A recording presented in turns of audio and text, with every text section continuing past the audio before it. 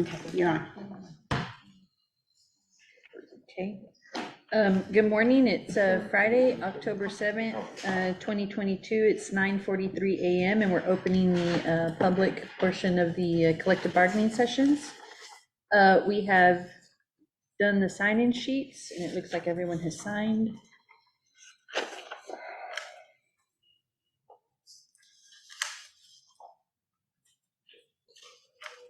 Yes. Okay, Good. thank you very much.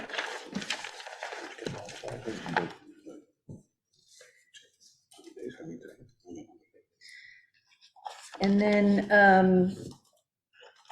the city or the union had requested costing of how the city had come up with the $55 million on and what a 1% would equal.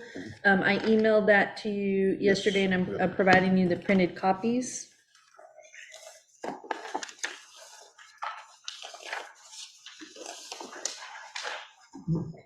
And what we'll go ahead and do is we'll go over this and Jesus will explain the details. Bless you. Good morning.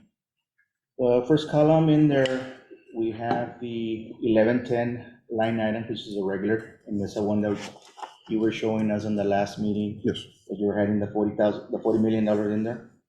I'm also including the overtime, 1120, which is, because that is part of the gross wages, which was $3.4 million. And then the total of those gross wages is $43 million. Now, there was one remaining pay period that is missing from here, which Yes. is the one that's just gonna be paid. And that's identified in the where estimated fiscal year Yes. total cost. Yeah, so we're looking at the gross wages of $45 million. If we take 1% of that, that is a 452, 663.98 cents. But then that total gross wages has an impact on our social security. So the social security that we have for the total is 629. That's gonna generate another $6,291 for that And 1%. that's what the city pays to Social Security on behalf of the employee. Yes, Is and that it's a right? social Okay. security Medicare only, which is 1.45%. And then the insurance, which is the fixed amount, in the unemployment there, I just have it so we can have a total gross wages with benefits. But there's no impact on those because those are fixed amount.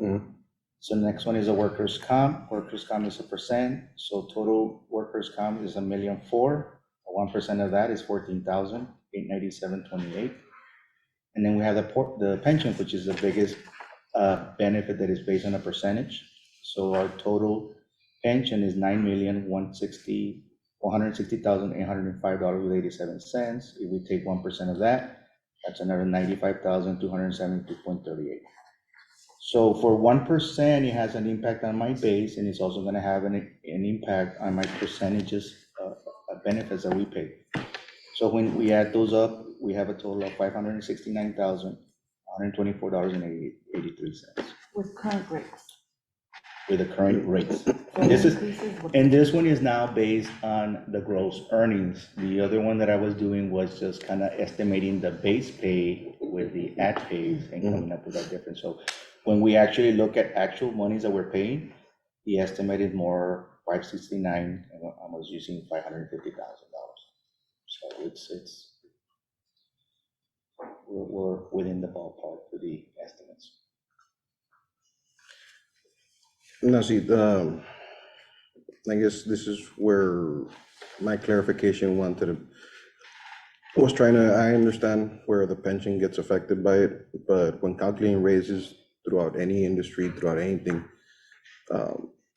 if I'm not mistaken, Social Security, unemployment, workman's comp, that's not calculated into wage, is not calculated into wages. I understand the financial impact in the city because it is gonna go up, but it's not, and correct me if I'm wrong, that's by law, not through contract, right?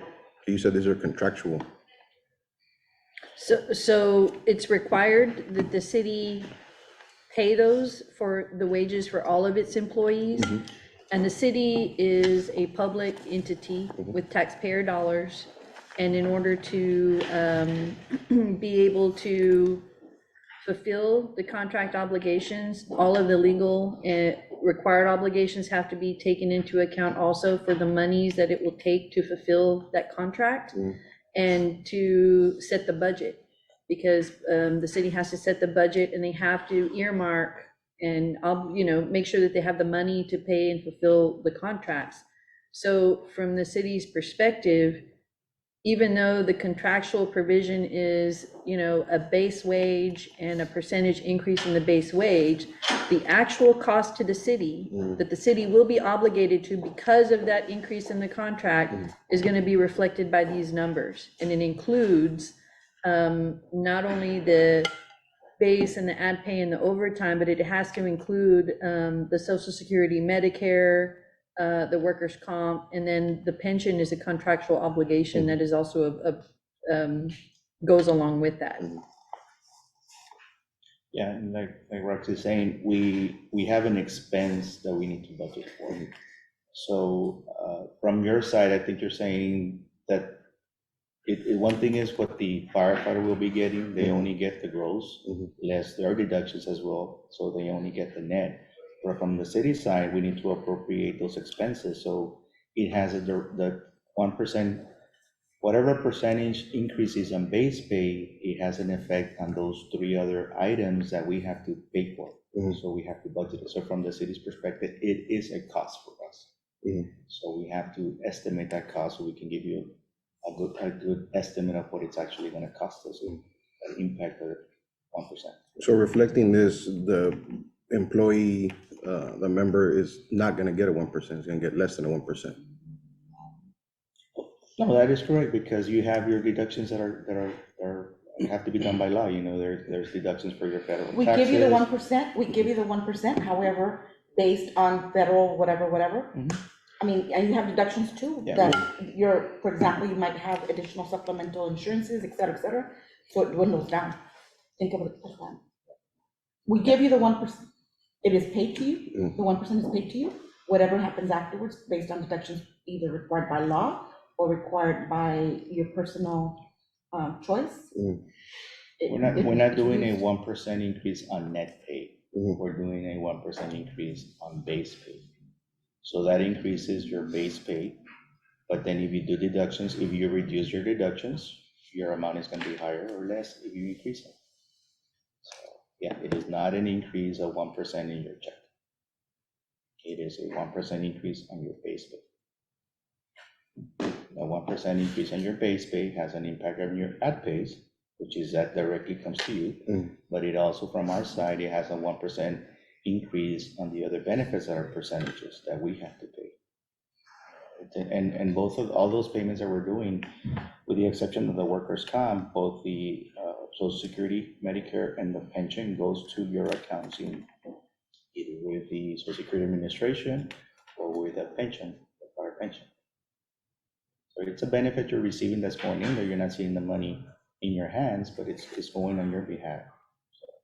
And it's standard industry with anyone or anything in any payment of ours, whether it's collective bargaining or regular employees, statewide, nationwide, that's how it works.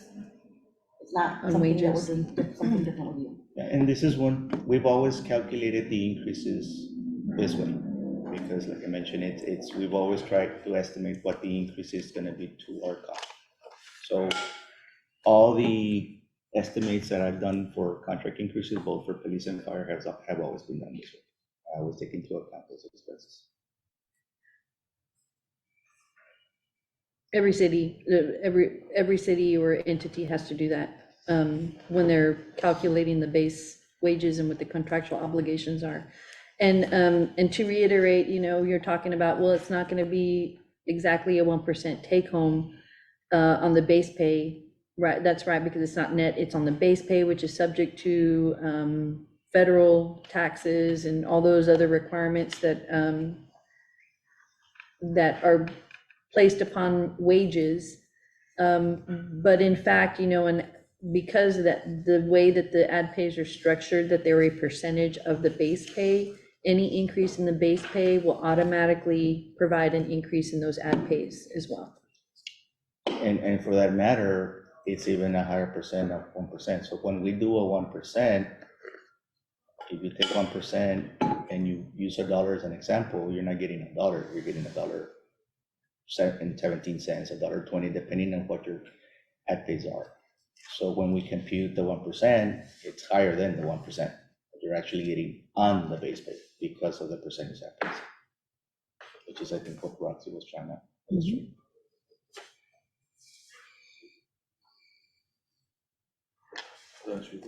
Yeah.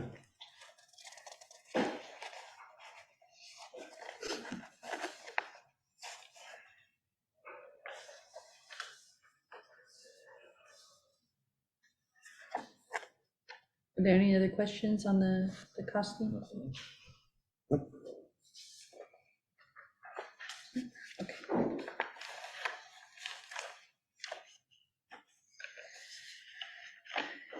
Okay, and I just want to talk about the new grievance that was discussed yesterday, that we became aware of yesterday. I was unclear as to, I think that there was 3 grievances on the outside employment policy, right? Correct. And No, the policy and the memo. It and was the two memo, more. right, the policy and the memo. And am I to understand that 2 of the grievances are being dismissed, and there's still 1 of those pending, and then an additional one that's coming along? I'm confused about that. So, once the chief pretty much replaced that memo, retracted the memo, those grievances went away, but he issued a new policy. Okay, so the three grievances with regard to that were pending are resolved, and what we're talking about is a completely new grievance. Yes, but Okay. basically it's the same issue. Same It issue. just got moved from one memo now into a policy. Okay, and, when I was visiting with the city staff on this particular issue, what I asked for today is that during our caucus period, that you visit with the chief and Joaquin about this particular issue, because my understanding was, in working out the other 3 issues, that the policy on the exchanges and paybacks was also discussed during that resolution, and the policy that was issued had been shared previous to being issued. And so it was a complete surprise to the city side and the chief that there isn't now a grievance pending when it had been discussed and we believed that it had been resolved.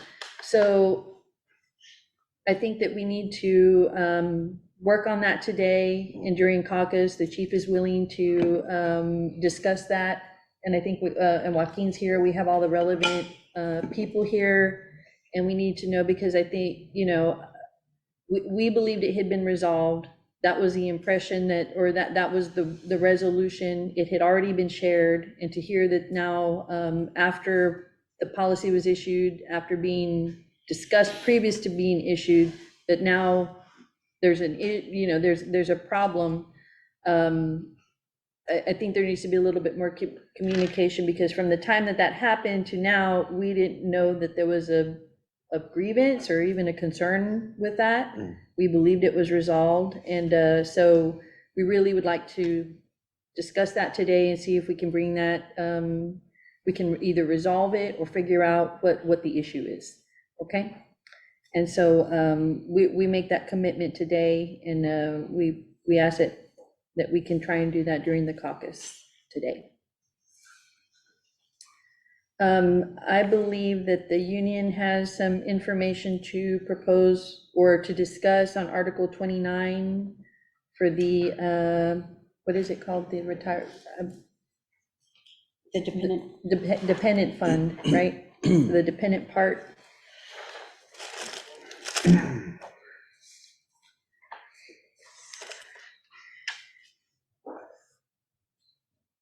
I think we're gonna turn that into separate.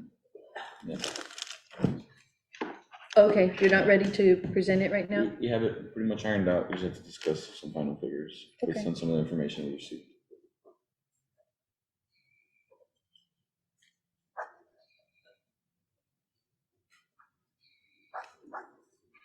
Okay, does the union have anything else to present this morning before we caucus?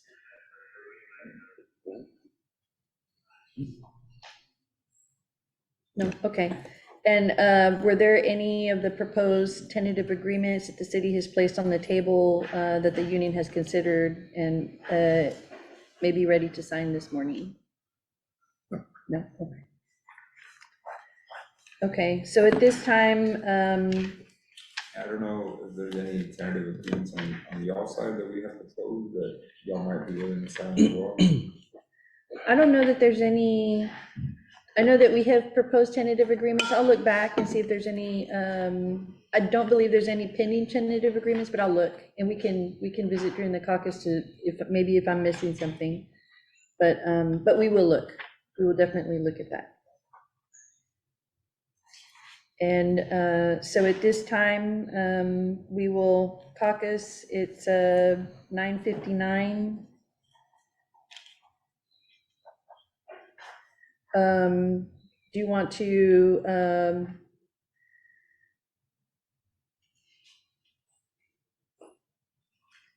let's revisit about, or do you just want to caucus at 1 to allow for lunch? I mean, regroup back at 1?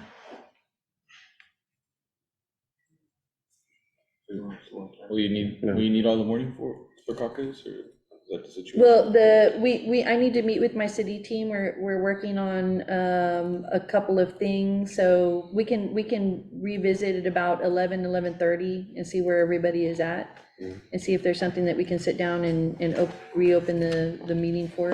Okay. Yeah, Okay, that's fine. so we'll do that. So what Let's do articles, 11:30. what articles besides our presentation of Article 29 are we gonna be covering the rest of the day?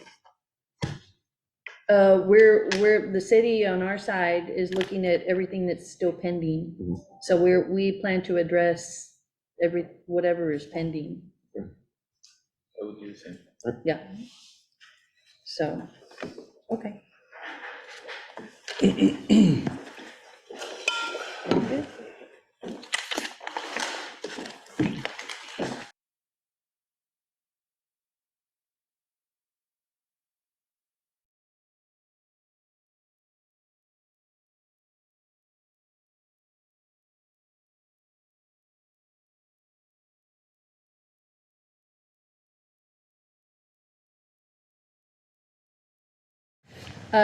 Good afternoon. It's Friday, October 7th, 2022. It's 1:44 PM and we're reopening the public part of the meeting. The city has a presentation and proposal to place on the table. And I'm going to get Homero to help us with that. The projector should be coming on. Yeah. Yeah.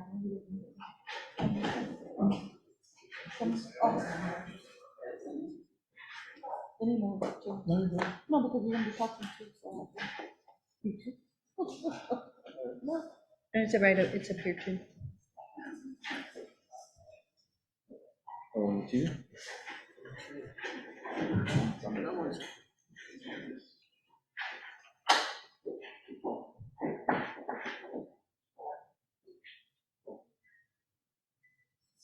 Yeah.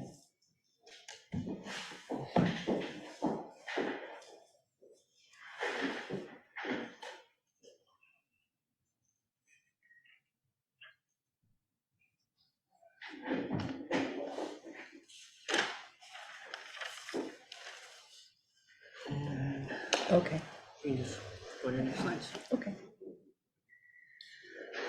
So for today, we have a presentation on the City of Laredo's proposal for October 7th, 2022. And Can everybody see? Let's see. They're making some arrangements so that.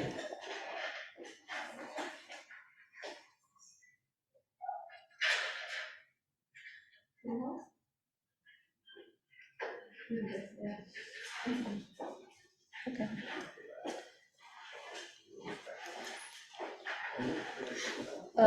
The first part is, can everybody see okay?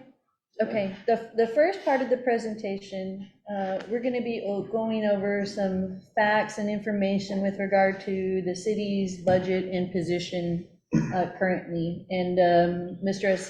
Jesus Esparza and Ms. Rosario Cabello are gonna be talking us through that portion of the presentation. And I'm gonna move,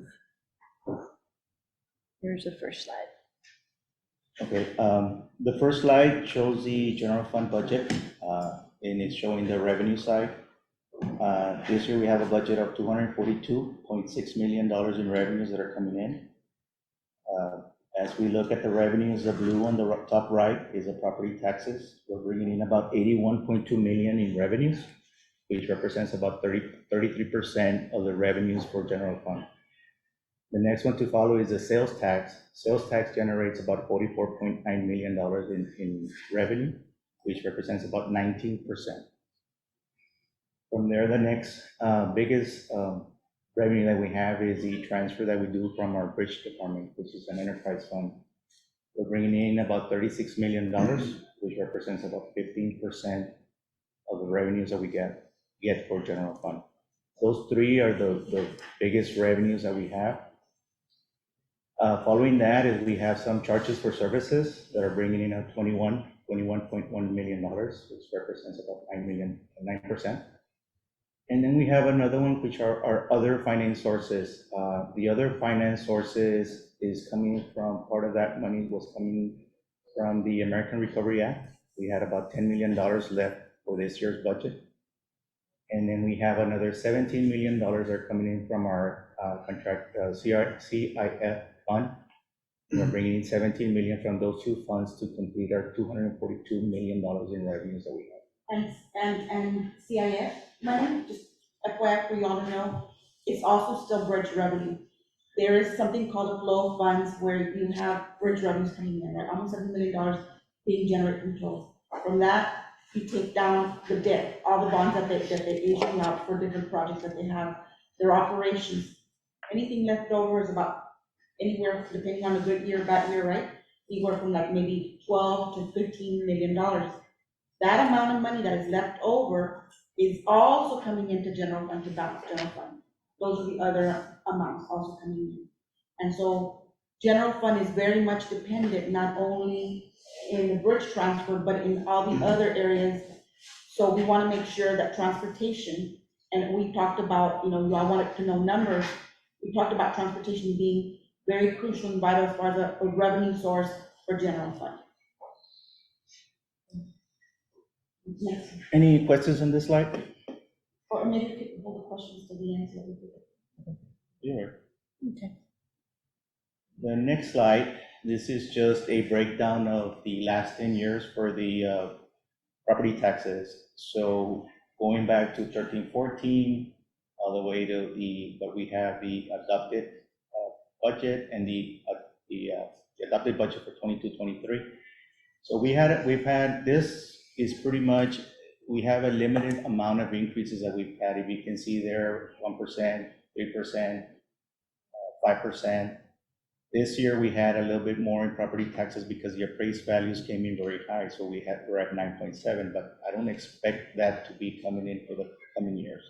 So more than likely, the prices hopefully are stabilizing on the market, the property market, so I don't anticipate that coming in at 9% next year, so that's a challenge that we're gonna have on the property tax revenue that are coming for next year. The next slide talks about the sales tax. Sales tax, if you can see there, goes back 13-14 as well, so the fiscal year. You see that we had a drop in there, 15-16, and then we had another drop in 19-20, which we had a 2% drop, which was related to the COVID. After that, we've had a really good recovery. Our sales tax has increased 11% in 2021. Our estimated fee for this year was 15% higher than budgeted. And we're anticipating a 3% increase for the proposed budget 2022-23.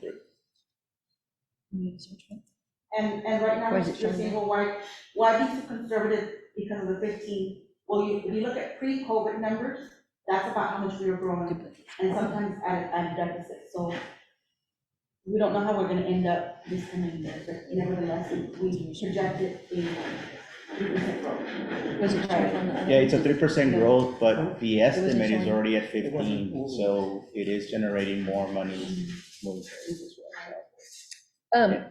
Just, are you done with this slide yet? Yep. I just wanted to clarify sure. that one more time, because the 3% is a 3% increase from our estimate. If we look at our fiscal year 2021, there is a bigger increase that we're proposing for fiscal year 2022. Just for the record, I think for whoever is watching, the first slides weren't showing. Correct. Is that right? That's what I was saying. So I'm just gonna go back and show from the very beginning the slides that were discussed before we move on. So this was just the title page. This was the general fund budget with the revenue that was discussed by Mr. Espasa and Ms. Cabello. And this is the property taxes revenue slide that Mr. Espasa was just talking about. The next one, please, the sales tax, the one we just finished. Oh, I'm sorry. This was a property taxes tax revenue revenue, for the last 10 and then years, we, And then we had the sales tax revenue for the last 10 years. okay, And this is where I was making a notation on the estimate, that we're only increasing the adopted 3% from the estimate from last year, but from the fiscal year 2021, Yeah. there'll be a 15% plus 3. Because public access restarted their system. what happened? Public access restarting their system. So No, it's no, not no. going on right now? It's not live at the moment. They're restarting it. How long does that take? He just texted me that it's back on, so it should take about 30 seconds. Okay, if we can just wait a little while to make sure that, Do it all over.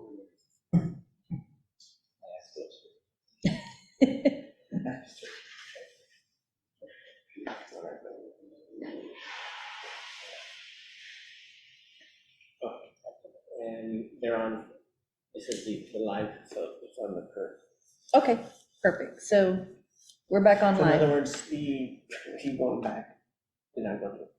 It didn't go through? No. Okay, one more time before we even go further. One more time. This was the title page for the City of Laredo proposal. This was the general fund budget revenue slide that was discussed by Mr. Esparza and Ms. Cabello. This is the property taxes revenues slide that was discussed by Mr. Esparza. And this is the sales tax revenues slide that was just discussed by Mr. Esparza as well. I guess the good thing to say about those two major revenues that we have, both the property tax and the sales tax, is it's a pretty steady increase, but they're not big increases that we have as we look at them from the expenditure side. And we'll get into the expenditures in a minute, but our revenues are pretty steady increases. So as we go to the next slide, we start looking at the general fund expenditures by category. So these are the $242.6 million budget that we have. We saw the revenues, and now on the other side, we see where the money is going, how we're using those revenues. So our biggest expense that we have is personnel, no surprise. It constitutes to $184.8 million of the $242.6 million that we have, represents about 76% of our budget. Our next category is contractual services, 28.1 million, representing 12%. Materials and supplies of $5 million, representing 4%. And then the rest are the other charges in intergovernmental, which are small amounts. But one of the struggles that we have is that our biggest expense is personnel. It's no surprise. But it is a struggle for us when we look at preparing the budget, because we look at either cost of living, we're looking at contract increases, we're looking at insurance costs, workers' comp costs, unemployment, and all of those play a big role in that big number that we have in there, that 76% of our expenditures. The next slide is going to show the expenditures by activity. So once we look at activity, we look at that public safety is taking $150 million of a $242 million, which is 62% of the general fund budget. And this is why we always look at public safety as a mechanism or a way to look at our expenditures, since it is our biggest expenditure that we have. Followed by general government, 11% at $26.9 million. Culture and recreations, $21.7 million, 9%. And then we have other, $23 million, which is 10%, public works and traffic. You're probably thinking why health department, or the health and welfare is so small, 4.5, since it's such a big, you know, department, and it's because of grants. So this is just our general fund revenue, what we generate. Other than that, grants are accounted for somewhere else. What's the percentage breakdown between fire and police? You know, Police is a little bit higher than fire overall. but it has a lot of work. Yeah. Yeah. And that's why, because of the personnel is larger. So we make up what, 150, 60? We make up 26% more or less. No, he's talking about just public safety. You make about maybe, How much is fire and how much is police? yeah, A little bit more police, just a little bit, not that much, yeah, Well, they have about a- 45, 55 more or less. Police is probably a little bit higher. It is higher not than, 55. But just if you had to divide that 62, I guess, that's what he's saying. yes, that's what we're talking about. So like, The budget for police is about 65 million, fire is about 55 million. It's about And then 55, 40. the other is, what's in the other public safety? Traffic? Traffic. Traffic. There's a small amount of traffic. But I don't think we have traffic in that category. I think we Yeah, have- that's not there. Yeah, that's just police and It's in fire. others. Yeah. Right now, traffic is so small that it's in others. Yeah. Oh, right there, no, Well, that's five. That's 150, the fire is 55, PD is 65, it's 120, so the other 30 is traffic. No, that's just police and how fire. would that 62? No, so it's out of 150. Well, whatever it is, I don't know. I can get you that number right now. I have the fund summary for that. I don't have it broken down in here, so that's one of the things. But if we're we about don't- 60, then so PD is 90? No, Well, let me it's a get it. little bit more. Let's, yeah, let's I get just- it, but it says public safety dash fire. Let it so go. I don't know. it's only police and fire. I got it. The reason we put it that, because in accounting technicality, By category. public safety is police, fire, and traffic. Traffic. By counting definition. But for this presentation, we're just showing you police and fire, but I'll get you the expenses between both. Total police is 81 million. And fire is, Including the enterprise funds and everything, this is only general fund. Yes. Yeah, I'm just The saying, difference. if you have to 69 divide million. that little section of the fire, 69.4 Oh, it would be 27 on the proposed budget. Well, and it's- police would be it's fire. 35, which is 30. Police was 81. Just dividing that. I thought you meant. 69.4 is fire. And the difference is zero.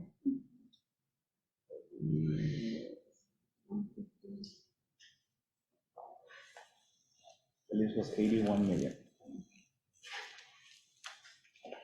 Just a quick question, so if you had to put us, I guess, a percentage against the whole pie, I guess that's my question. What would be, like, if you had to put a whole percentage in the pie for police and fire separate? It'd be like around 27%, right? Yeah, it's 62% overall for those two, so now we want to break it down. You would be a 46%, fire would be 46%. No, I'm talking against the whole pie, The whole pie is 26, 27. It's 62% right there. yes, Uh-huh. out of those, Out of everybody. 26, right? 26%. 26%. 26% of the The general. whole general fund. General, 242, we're 26%, Oh. 27%. That's what I'm asking, against the whole fund itself, The other departments. everything. Everything. Everybody including the general. Like if you had to fund. divide us into two categories, What is in this other? pie chart, it would be 26 for us and 35 for fire, What falls Correct. under the other? or 36, sorry, for fire. 36. It would account for about 26%. For the general fund. 36%. It would also be, Like what you Just get so I have that through, accurate number, I don't The wanna. nonprofits, though. part of it could be. It's a that. combination of transfers and. It's, There's a bunch okay, of smaller. so because there's, for example, there's grant matches in other, grants. There's matches, the general fund provides for all those grant matches in all the different police, health department, homeland security, environmental services, different special, categories that, mostly grant Debt matches. service. Mostly, and debt service.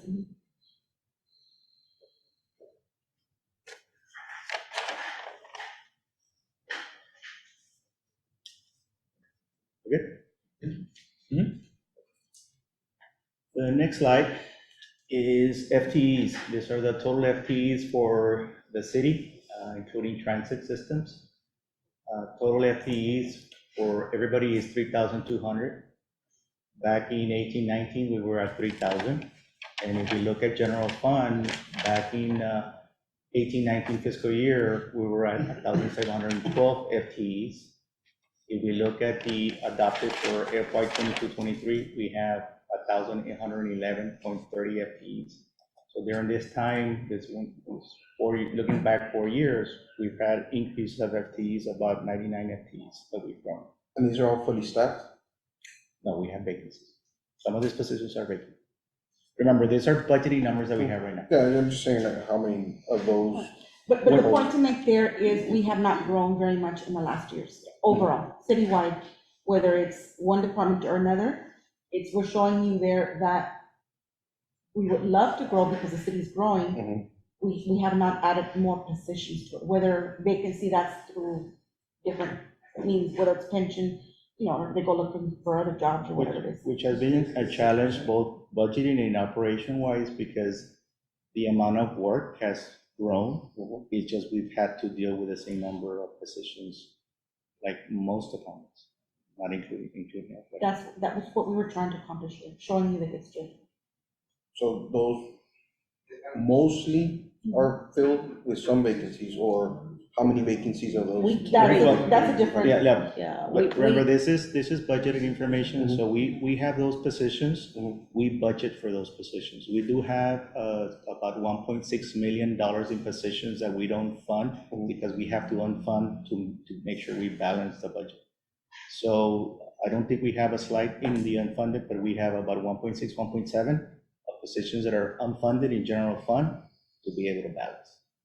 This, when we budget every single position, with the exception of the fund. There's a couple of other slides of requests and approves, so maybe we could go I into just that. wanted to just clarify his point. Once we get into the fiscal year, that now we're in operations right now, then we'll have vacancies, and we're trying to fill those vacancies as we can. But I guess I need to be clear about something. Every department is responsible for their budget, and within their budget, there could be vacancies or not, but they work within their budget for the most part to make sure that they are able to meet whatever's coming forward. They stay within, with exception of some things, for example, like fire department's overtime, so they kind of have to regulate what's going on. Other than that, all departments within general fund must maintain what you give them. You give them $1 million, you have to work with your $1 million. And there's no sharing to, okay, well, let me give it to, if it's, I'm just saying, city manager's office or public works, I'm not giving that money, that savings, to library. They stay within their budget to work with. Do you have a breakdown out of the, let's say, 1.6 million that you used to balance the budget, specifically how many spots the fire account for when it comes to those numbers, or? For the 1.6 unfunded, 0, we haven't, I don't think we have any positions unfunded for the fire. Yeah, fire department, as a matter, we have over hires in fire department that are not here on an FT because through the academies, some make it, some don't. And so those FTs are not accounted for. But there would be like maybe 5 within each academy that you have over hires. 10 years where we were short-staffed. It was Well, that's reversed, different, right. I'm just saying, like, We're it could looking go at- both ways, right? What we're showing to you is budget. Of course. You don't get No, I'm confused just- with, Like I said, like you said, that the money stays within the department, so some years that we're short-staffed, theoretically, that money stays in the department for hires the next year. well, no, But No, keep in no. mind, I think what we're talking about is, No. these are authorized FTEs. Okay. What her point was that the overhires that we normally have sometimes in the academies are not in our FTEs. So we still budget for them. For example, this year, we have more FTEs than 407 because of the cadets. You know, we're short on the line because they're cadets. But for example, 22, 23, we knew they're there, so we had to budget for those positions anyway, so. And every year that we go through that process.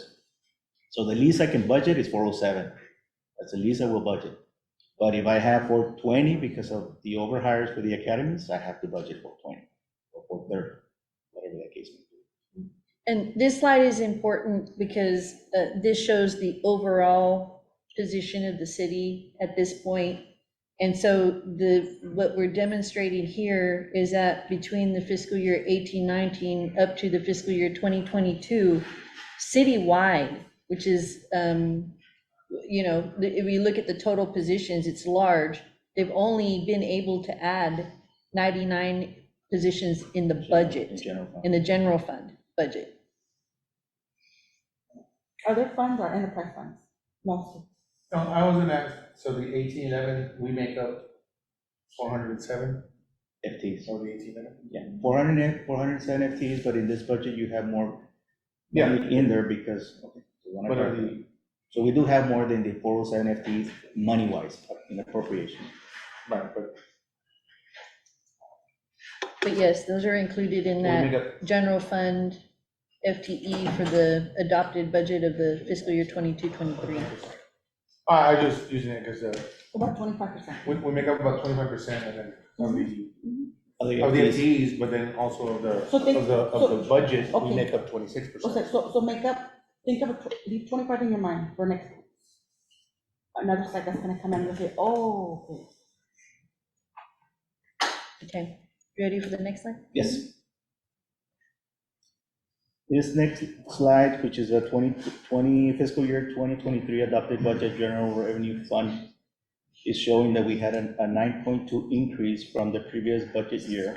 The previous budget year was 222.2 million. This year, the proposed, or the revenue for FY 22-23 is the $242 million. So we had an increase of $20.5 million from last budget year to this year. So come back and think, Total or coming out of COVID, 2022, right? And so we had a $222 million. That's including American Recovery, that's including the ups and downs. So there was a lot of stuff happening in 2022. Yet after that, we're opening them back up. We're opening up different services that we had happened to close. And we don't have American Recovery other than the $10 million. We still have to find $20.5 million. Next slide. This is the general fund revenue increases by activity. So we have $20.5 million in revenues come in, additional new monies. And this is where they are going. So out of the 20.5, actually, yeah, this is where the money's coming from, for property taxes. The increase Just for the closer 20 here if you need Yeah, it. is 8.2 the million. largest is sales tax. Mhm. Second largest is property taxes. And then we And have the bridge bridge transfer. transfer. In addition to what we normally transfer in previous years, we are transferring $2.1 million more from the bridge system. And then the other, just a note, on the other financing sources, the reason we have a negative there is because we're losing some of the monies from the American Recovery.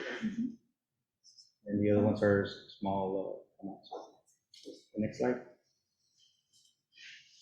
This is the general fund expenditures by category.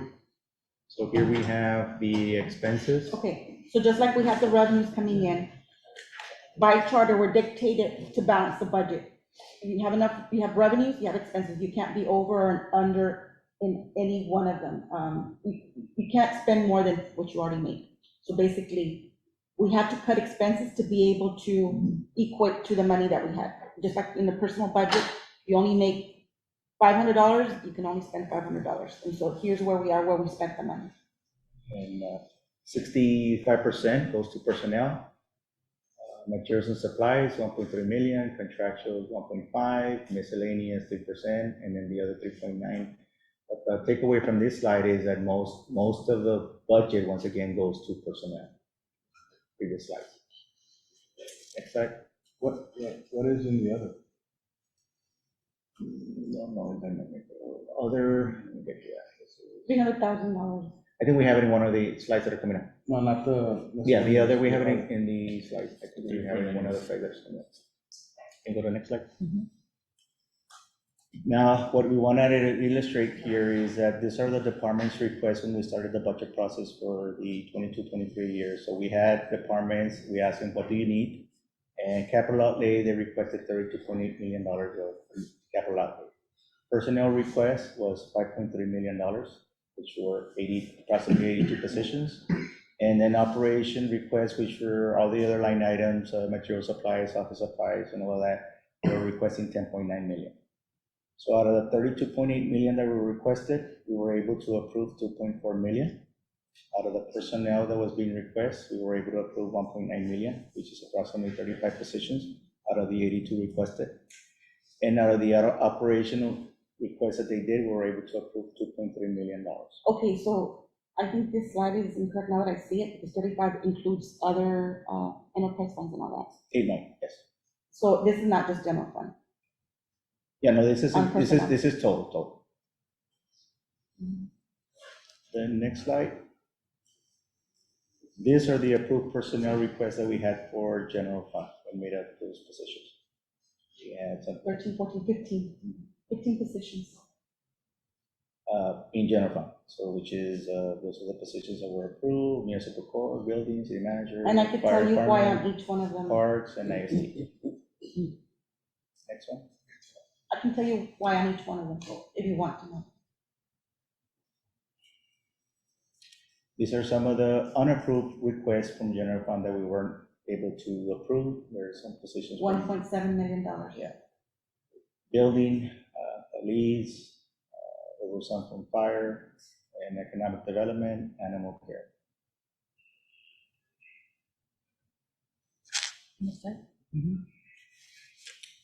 This is a history of our tax rate history. We had been pretty consistent with the tax rate going back. In the last 2 recent years is where we've had some reductions in the tax rate. So although we're having growth in our expenditures, we're having less money now come in from property taxes to help fund those expenditures. So this year's the tax rate for the city that was approved was 0.57 cents, which is about 4 cents less than the last year. And this again this is going to be a challenge for budget in moving forward, and some of it has to do with the limitation now on The 3% rollback, the 3.5%. 3.5%. Yeah. the cap. So That's only on existing properties, that's not On on the new new- properties, right? Right. Existing growth is not taken into account. So any new It's not. properties would be Yeah. 100%. Comes in, Next slide. yes. The next one is a dollar showing an example of the percentage of how much of the money goes to each of the entities. So the first one that we have is the school district. School districts takes 50% or 50 cents of that dollar. The city takes about 23 cents of that dollar. County takes about 15 cents, and then Laredo College takes about 12 cents. This is how the total tax that a taxpayer pays and the allocation as to the different entities that it goes to. And So- as you know, we provide most of the services for the entire city. Next slide. This slide wanted to show the increases. I know I thought somebody had asked a question on the general fund revenue variances on the monies that we're generating. So even though this year we were able to bring $20 million, that is not a normal. It's kind of an anomaly because of the appraisals that were so high this year. But if you can see, normally 5 million, 6 million at the most are the standard that we're gonna get. So We don't know what next year's gonna look like, but more than likely, we're not gonna get another $20 million coming in because the property appraisals already went too high, so I would be surprised. Very surprised if that comes in, so I'm expecting that to really dramatically be less, which is gonna put a challenge on us for the next budget year to balance. I wanted to kind of make sure we saw a chart on this history. The next slide. This is a base salary versus base with at pays. So this is a slide that we show sometimes in our budget presentations as well. We have an average salary of an employee without at pays of $39,249. An average salary for a police officer is about $81,775, and the average salary of a firefighter is approximately $80,331. This is without ad pays. When we look at the ad pays, the pay with ad pays, regular employees don't have ad pays. They're at 39. They remain the same, 249. We do have some allowance of reimbursement for food stipends and things like that, but it's not an incentive pay. When we look at PDs, including ad pays, we're looking at about $85,757 is the average. And when we look at a firefighter, the average pay is $93,528. That's just average the pay. This is the pay with the ad pays, base pay with ad pays. Do you have one It where? doesn't it include includes overtime. The entire expense on average? Not in this presentation, but we do have a report like that. I asked because, so for the general fund, we make up about 26%. When it comes to FTEs, we make up about 23%. And then here you're showing us an average per individual. In other words, where it doesn't match up with the tracking of the. This is average. These Yeah, are this This average. is the average pay, but. Like you go from the yeah. highest to lowest. And this is comparing our pay with that pays, but there's other expenses in there because when you look at the general fund budget and we look at our FTEs, we're tracking it around the same percentage. We're only looking at Just wages. the average, yeah. Only The average Sorry, of pay, not the Only- expenditures as per the department or total or by category, or by group. It's just an average to get an idea of what it is with the ad pays and without the ad pays. And they do make a change, they do have an impact, and that's why we have been trying to address the ad pays in some of our proposals that we've had. So this is a challenge that we have, and this illustrates the impact of those ad pays. This is, I know we talked some on the pension, and I know somebody had asked me if I had some numbers on the pension and what we had contributed. This is a history going back to 2001. And as you know, there was a time that we had two groups of pensions in there. We had, back in 2001, the pension contribution was 14%. And then we had another group that was putting in 12%. So through the collective bargaining negotiations, we negotiated to bring them all up to the same rate.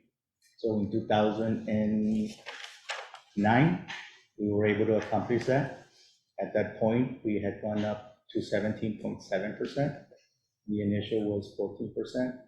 And then from here on, we continue to do increases to the pension, moving to the present date to 21.10. So we've been consistently since 2001, been consistently putting in more money into the pension to address it and help it. Make sure it's in a healthy environment that it's in both our interests. But I did want to show that we have had an increase all throughout this several contracts going back.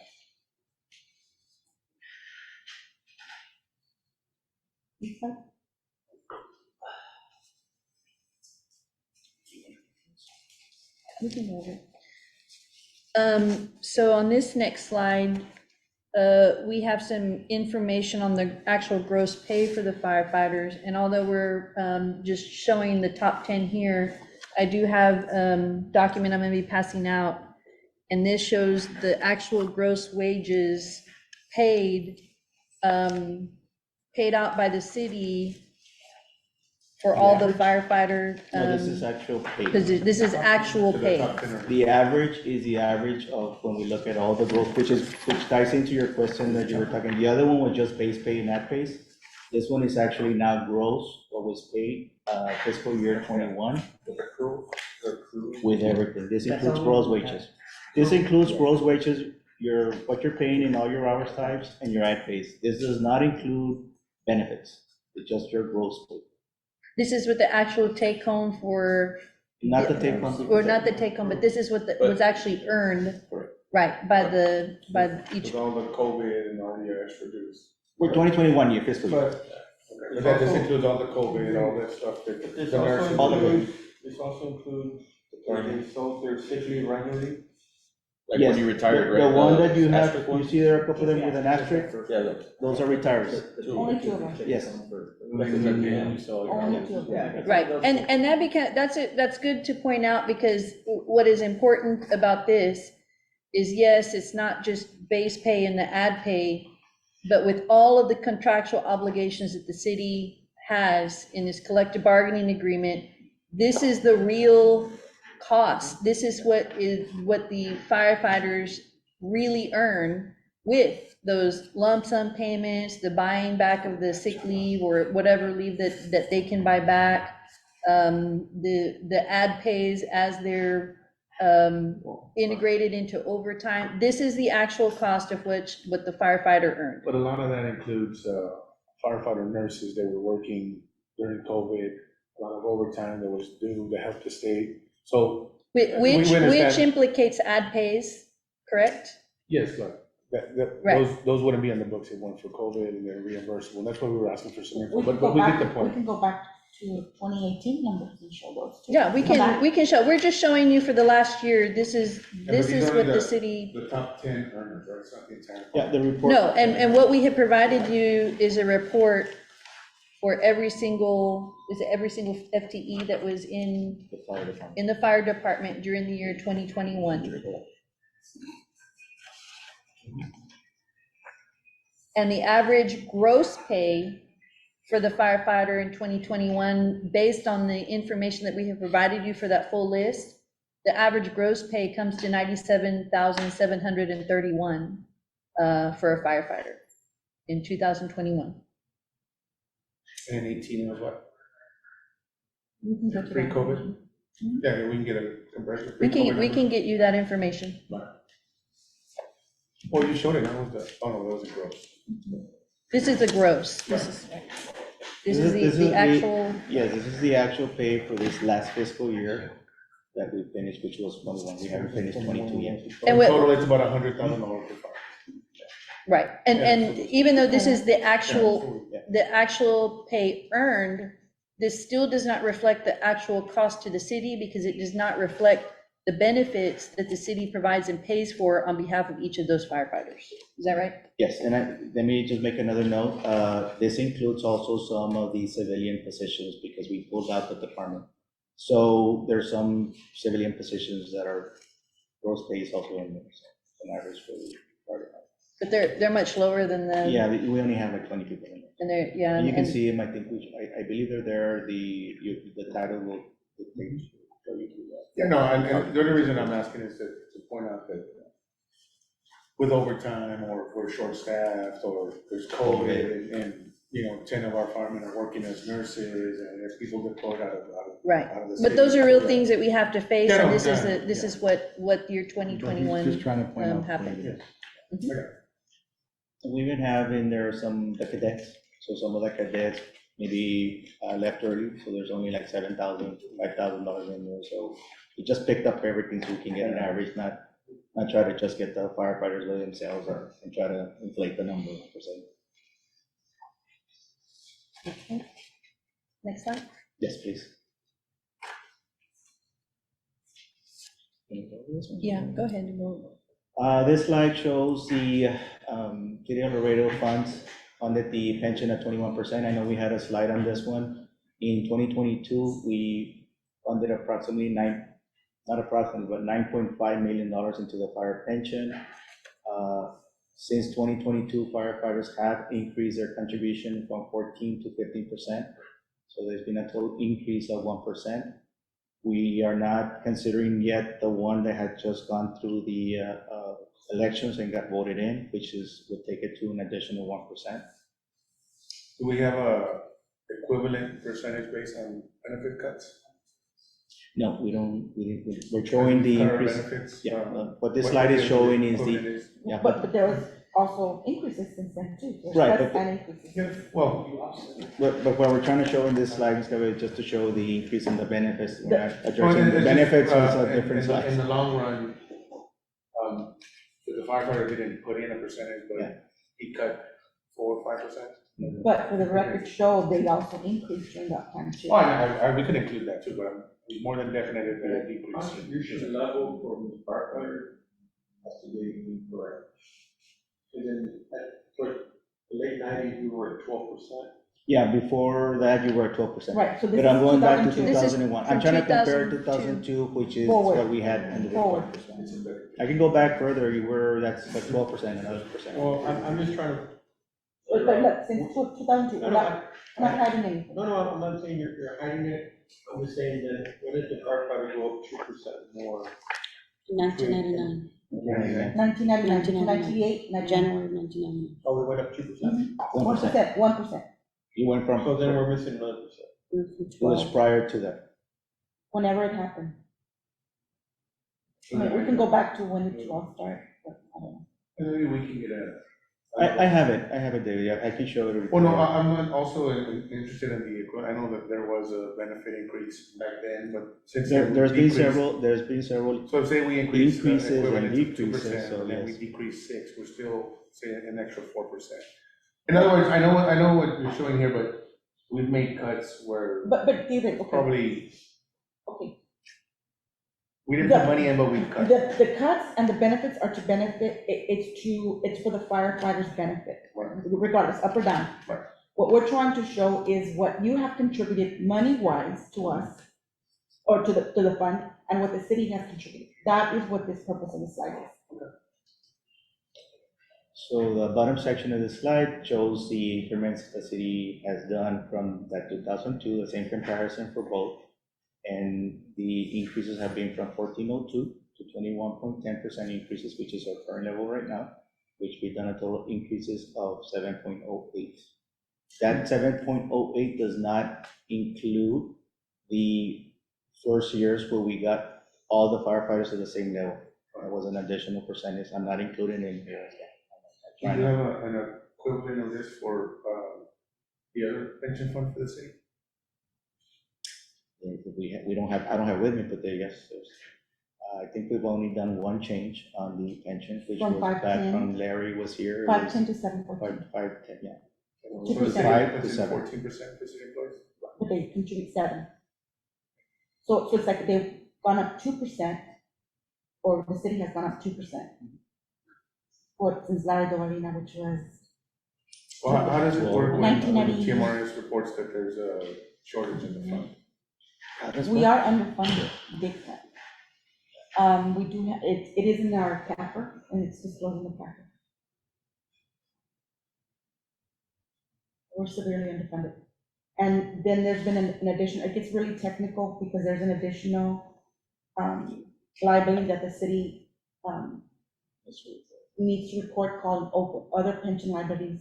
It's mostly police and fire for the after liability that we have for your healthcare insurance, which is also huge. It's about $160 million that we have not accounted for. More, actually. I'll give you And I that. mention it as it's not only the firefighters' pension that, there's issues that come up, there's the employees and other pension funds. Absolutely. And just as a general consensus, of we're being responsible on our part, we're trying to be as responsible than what we have to do.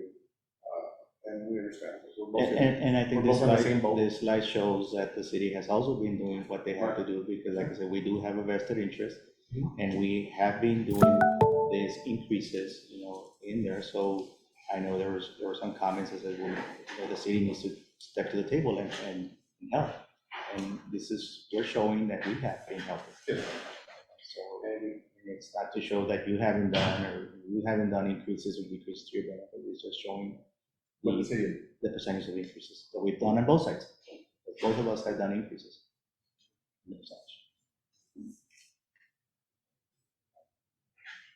That's it. This one is, approximately 93% allocated to wages, we're talking about. The fire budget. So remember I told you to wait for, Presenting something. yeah, to remember that? So kind of like the difference, I think it was 5%, you said, like, hold on to that number. Mhm. So 93% of the fire department is personnel. So at least another 7% for the operations. And just to point out that even from the 7% operations, that's not enough to fund a lot of the equipments and the other contracts that the department has to have or go through. So all of that stuff has to go through CIP, which requires bond or some sort of other financing that is not covered by the fire budget. So this is just a very general snapshot picture of what the fire budget looks like with regard to wages and operations. Next slide. So this next slide, this is what the city is presenting as a package proposal. And when the city is putting together a package proposal, this is all encompassing. It's not one, you can pick which one. This is an entire package proposal as laid out. And we're proposing for Article 42, the duration of the contract be a 3-year contract to end September 30th, 2025. And the reason that it's based on a 3-year contract is because we have taken a look at what the proposals have been across the table. One of the main priorities and issues that the city has to address is the percentage ad pays. And we attempted in good faith with a proposal to restructure the ad pays in a way that would not take anything away from the current firefighters and would restructure it for any new ones that came in. In light of that, when we received the fire union's ad pay proposal, on top of the increase in base pay that it was already asking for, basically the buyout for outside to get out of the percentage was an additional 5% of ad pays, which were already high to begin with.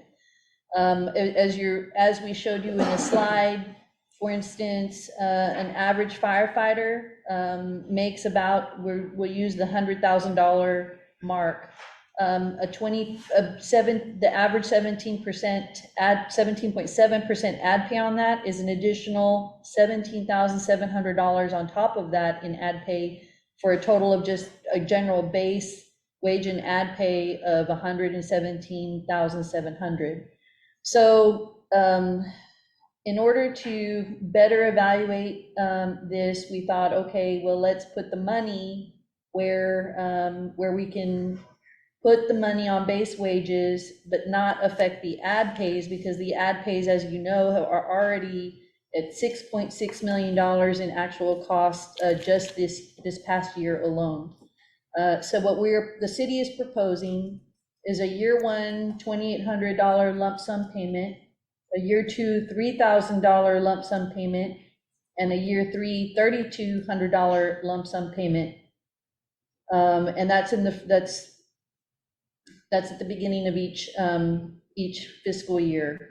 In addition to that, Article 4 for recognition of negotiating authorities, the city's requesting proposing the clarifying language. It just says that the interlocal agreements would only have to be with regard where the union has a representative in an advisory capacity, would be those interlocal agreements that have to do with anything that the fire provides, being fire service, EMS, or anything that would affect the firefighters. That has already been understood, and the language is necessary to clarify the intent and the understanding of both parties and to prevent unnecessary grievances. The city is also asking for Article 7, the management of organization, that the deputy chiefs be changed to one tested deputy chief, and 2 appointed deputy chiefs. And the change in the provision wouldn't be effective until the next retirement of the deputy chief.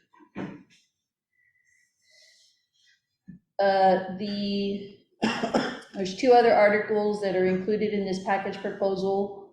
On Article 26, we have the political activities, where we memorialize in the contract that the association business leave cannot be used for political activities. It's been discussed at the table that that is the understanding of the union, and just for best practices, we have asked to memorialize that in the contract, because association business leave is a benefit provided by the city through the contract.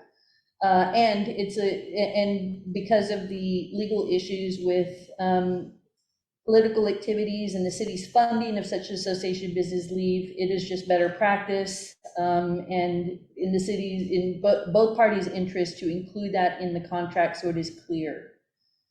We also ask that the political activities be defined to include all of these items that we have included, including making a political speech, distributing a card or other political literature, writing political letters, signing a petition, soliciting votes and/or contributions, display of political cards, brochures, signs, buttons, and/or banners, making public derogatory remarks about a candidate for an elected position of the municipality, events where elected officials or candidates for an elected position are self-promoting, and taking an active part in another person's political campaign for an elected position. Now, to clarify, this is only when you are either on duty or on or in a fire uniform. This does not affect the political activities that you can do individually while you're not on duty or not on assignment. This does not apply to when you are on assignment providing fire or EMS or whatever other services the department may provide. And this is in also addressing the issues that have come up in prior grievances and arbitrations. The last article would be Article 32, to clarify on the city's proposal, clarifying the language on the maintenance of standards in that, if you give me 1 second to.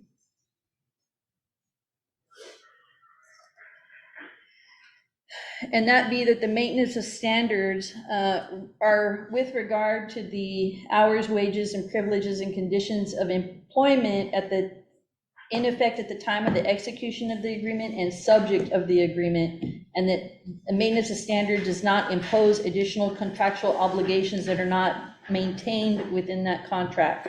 It also clarifies and outlines that nothing in the maintenance of standards section, Article 32, is meant to eliminate or limit the rights of management as described in Article 6, which are the management rights of the contract.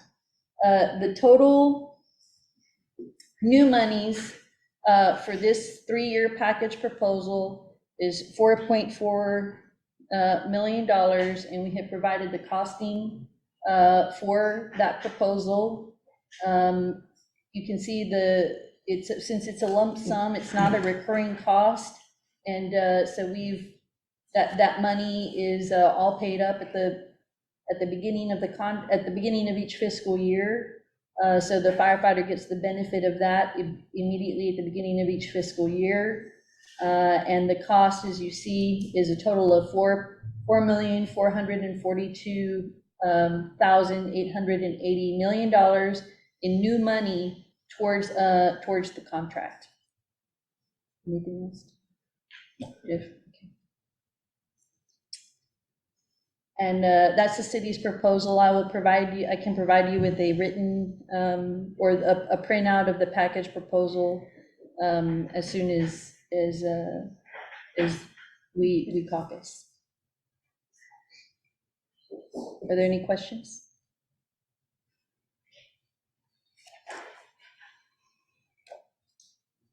So we have left that things alone. Everything else, clarify, anything that is not included in the package proposal will remain the same in the contract.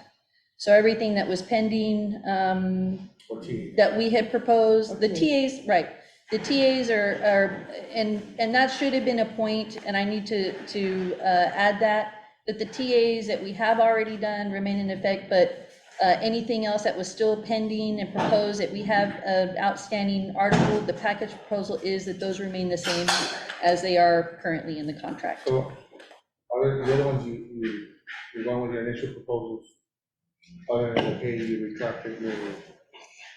So, and so- The lesser amount. Let me make this clear, because we have all those pending, right? And we're giving you a package proposal. We're not, when we're dealing with the package proposal, we're saying, this is our new proposal, we'll leave this, and we can add the bullet points to say this includes the TAs, and any remaining articles would remain the same as part of this package proposal. Any remaining articles? Yeah, any remaining articles that we did have a proposal on would remain the Okay. same, be untouched, yeah. But that's why this is a package proposal. These are the articles that are important to the city and that we have identified as a city that need to be addressed. The main one that is a huge concern is the ad pay. We understand it's an extremely difficult item. And I think that one of the reasons that we're doing this is what the city would like to propose on that is leaving it alone at this point, but maybe starting to work on it and see what it is that we can do to structure that, so that when we're done with the 3-year contract, that maybe we might have some sort of solution that would benefit both the firefighters and the city and be acceptable to both at that point.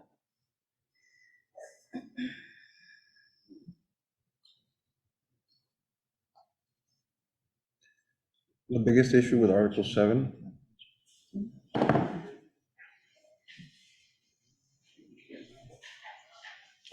the issue that's arisen with Article 7, that's addressing exactly what?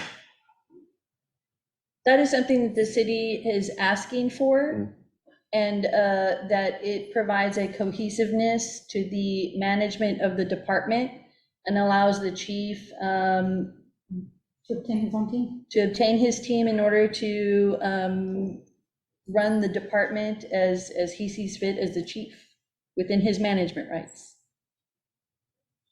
Again, like, that corrects what current issue? So that's a question that keeps being asked. There is not a current issue. This is an ask from the city in order to be able to maintain or to have their own leadership team in terms of management of the department. And so that's something that's important to the city. And so that's one of the things that's being proposed in this package proposal.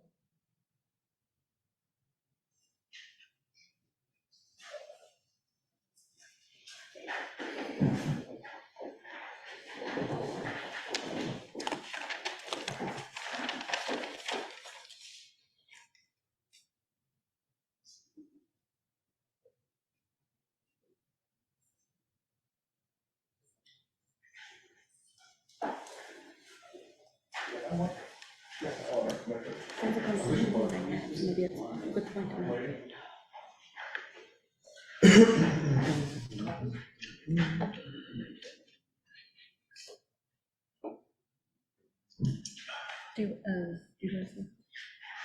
Now, on that particular article, I know that you may have some concerns about inexperience. So the chief was willing to go up to district chief and above as far as the selection of its own. So, because I know that you all were For the kind of- consideration. For consideration, for this consideration, I think you all had some concerns about choosing captains, maybe that would be inexperienced. And so he just wants to have the ability to be able to choose another member of the team once someone retires. Not now, when someone retires, and to do a district chief and above. If And- you also wish, if that is a concern of yours that you're saying, because I keep hearing things about, well, because maybe there's certain captains, maybe there's. It's not that, it's more the turnover. The chief is no longer here, so the next chief that comes in picks his assistant. He already picks a deputy, now he'll pick another deputy. So out of the 6 positions at the top, 4 of them are gonna be revolving, instead of having 3 stable and 3 stable. Well, but now he'll be able to select from a district chief and above, if you all consider that.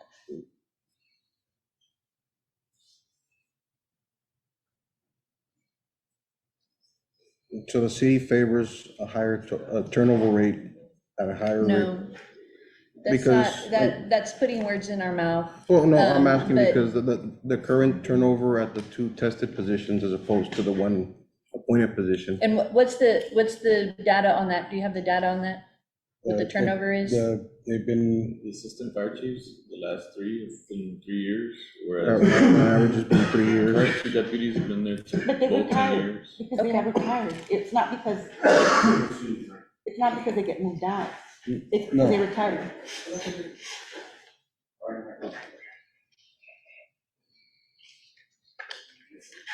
And this goes back to So, the, and what's the union's, what's the union's position, or what's the concern with allowing the deputy or the chief to be able to pick his own leadership team? Because there's still a tested deputy chief fire position, and there's still a tested fire marshal. So I don't understand the concern. The turnover isn't automatic. I mean, the fire chief can choose to keep an appointed person within that position, correct? So that's an opportunity there. That doesn't guarantee that there's gonna be an actual turnover. So I don't know what the concern is at having the chief just have one more appointed position in order to build his or her or the leadership team that runs this department, so that there's more of a cohesiveness with regard to the operations of the department. throughout the history of the department, when there's been a turnover in chief, either due to retirement, well, all on due to retirement, each one has selected a brand new staff. So again, by the appointment as opposed to the testing of the position, it's gonna cause a higher turnover rate in the upper administration. How would that be? I don't understand why. Why would there be a higher turnover rate? Like I say, going back to right now, the way it is, the current marshal and one of the current deputies have been well over 10, 11 years. Upper management have been there.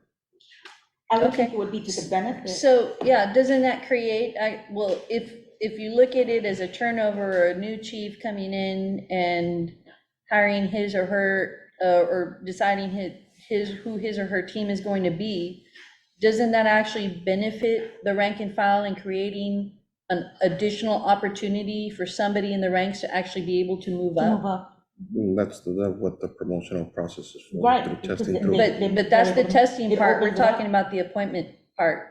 So when you're saying that there may be a higher turnover, the benefit to, if that in fact happens, that there would be a change in who the appointed position was, that actually gives an opportunity to the rank and file in order to get a higher appointed position at a higher rate, at a higher Not base pay. necessarily, Well, it is because you said, if- you if just you said choose that the somebody two that's tests, about- that not- that's can I not- finish, please, Go ahead. real quick, before I forget? I'll forget. The two tested that you have here, you've already said have been here for 10 years. yes. So they've been here for a long time.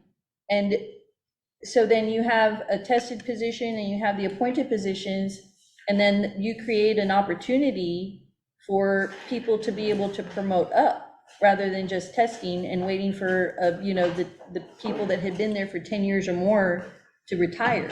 So, and I apologize. No, that's- Go ahead. Like I said, not necessarily, because if you weren't close to retirement, and let's say a chief came in, they demote that person back to their original rank. And that person, the next appointee, so all you're doing is switching, not creating a spot for someone to test up. No, You I know what I'm didn't saying? mean that you have a spot, but you Yeah. have an opportunity for someone to be in a higher ranked position, right? But when has Because- it happened though? I haven't, since I've been here, I don't recall seeing demotions ever.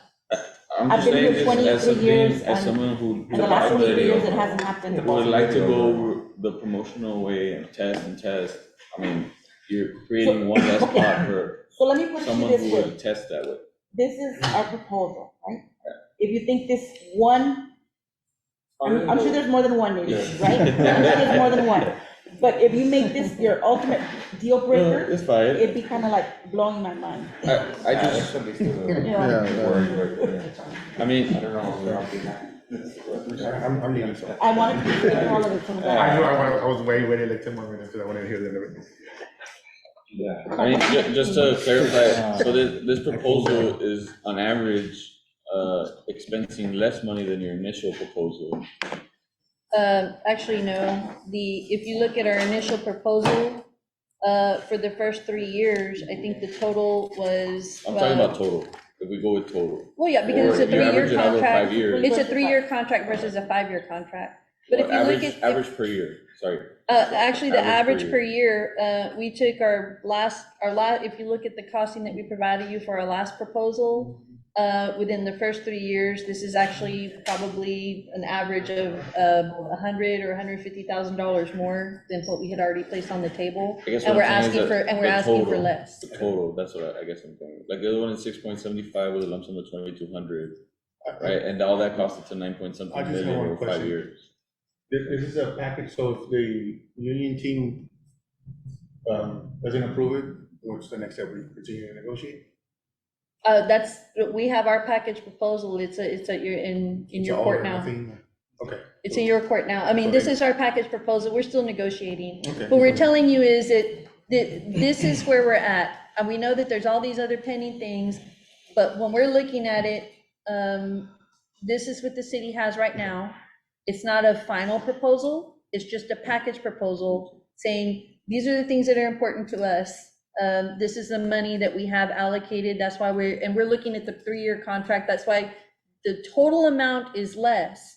But if you look at it on year for year, the money that we were looking to allocate, because we have to allocate new monies for each year, it's more than what we had already placed on the table. And I say that because I need to leave, but so you can ask whatever questions and then you can caucus and then the response, right? Right. Excuse me, sorry. Okay. I guess that we can have you too. We still propose? No, caucus. See, Let me, just a print out? yeah, I'm gonna print it out for you. Okay, that's fine, we'll do a print out. I'll print out, and I'll print out the slides, and the package proposal slides, and then, but please understand that on the package proposal, it includes whatever we've already TA'd, and the other bullet point would be nothing, whatever is still pending would be a no change, so. Does that make sense? Yes. Yes, that does. These are the articles that we want to touch with our package proposal, it's So basically. these are what it basically is. your priorities in a sense. This is, yeah, this is what. I mean, just lack of better word. Yeah. Priority.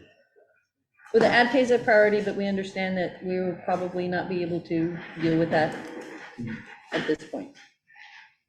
So there was no. Unless you want, I mean, one of the other things is if we want to change the percentage, because what we're looking at is a $6.6 million that we spent. If, one thing that we could, I think that we've talked about at the table is just changing the percentage to a flat rate at the, whatever it may be equal to. So that's something that may be considered. I'm not, I'm just throwing But it no out. additional dollar figure to Yeah. it, right? Okay. I was just asking where you guys are at. That way we didn't, break our, let's try to come up with an alternative. That may be some, yeah, that may be something, but the cost is becoming prohibitive, and it's gonna become a problem. Question is, I guess, I know it's kind of later in the day, our last day to meet would be October 11th. Yes, and let me look at my calendar. Our last day to meet would be October 11th, and I'm not available. Next week I have a trial, and so I'm not available at all next week. And I have very limited availability the following week. Yeah, and I think, the city has some issues on I'll be out on that. the week on the 24th 17th. to the I think you 28th. want to check on it. Yes. Yeah, you'll be Happy out. wishes. Yeah. I'll be with you. No, I'll be. You both will be out. Yeah, so the thing to consider, and I'm glad that you brought it up because I had it in my notes, is that the availability the next 2 weeks is probably none. Okay. So we You'll just have have to to take find that out. into consideration, but we're willing to negotiate and we're still here. And so just let us know and we can prepare Question. whatever we need to do. So would a tentative agreement be signed through email, or how would that work if we want to continue doing that? If we want to Thereafter, continue, if we want to, or pause? Or- oh, are you talking about an extension? An extension can be signed outside of the public meeting. So that's not an issue. That can be done. Knowing that we're still not gonna meet, but you still sign the extension and then do another Right, extension? right. And we're only allowed to do extensions by 15 days at a time. So I think one of the things that we have done before in this kind of situation, I've done it several times in other cities, is we sign one extension and then immediately sign another extension so that there's, yeah, right, there's, it give us gives you 30 days worth of 30 days worth of extensions. So. Okay. but, We'll talk this. Okay. For a couple of minutes. Yeah, Yeah, we're gonna talk this. okay.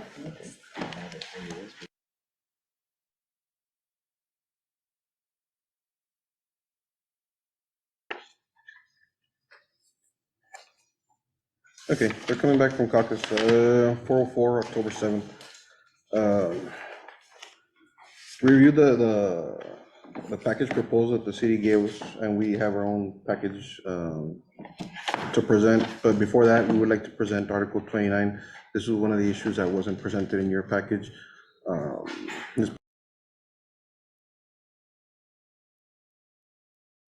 retiree dependent fund, that's basically what it's, addressing. Working it out anyway, Mhm. and that would have to be addressed, so that, Yeah, it wasn't, it regardless. wasn't an item of Yeah, controversy. So on that one, like I say, that before, Yeah, and it's no cost to the city, Yeah. so it didn't go to the costing. so Yeah, regardless if we came to an agreement or not, it would have to be addressed, Right. regardless, so that's why I wanna kind of throw it in there, so you guys. Sure.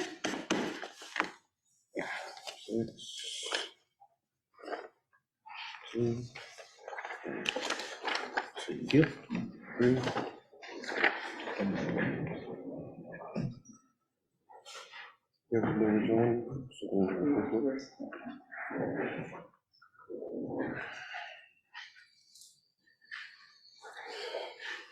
Here in Article 29, health and life insurance, 29.1, some of this language is reflecting the proposed language that was originally done on behalf of the city. Under 29.1, the change of to life insurance, changing the employee, the employer agrees to contribute 100% of the city's cost of it changed it to $40,000. Life insurance with double indemnity accident policy for each member of the fire department. In addition, the employee shall provide an additional 70,000 accidental death policy for each member of the Laredo Fire Department. 29.2 dental, we proposed the changes that was provided by the city for dental. The employer shall provide scratch out health, go to dental benefits plan to each employee. Has currently provided 2 regular FTE city employees. In addition, the employer shall pay 50% of the monthly contribution of the employer's dependents on said dental. Move to scratch out.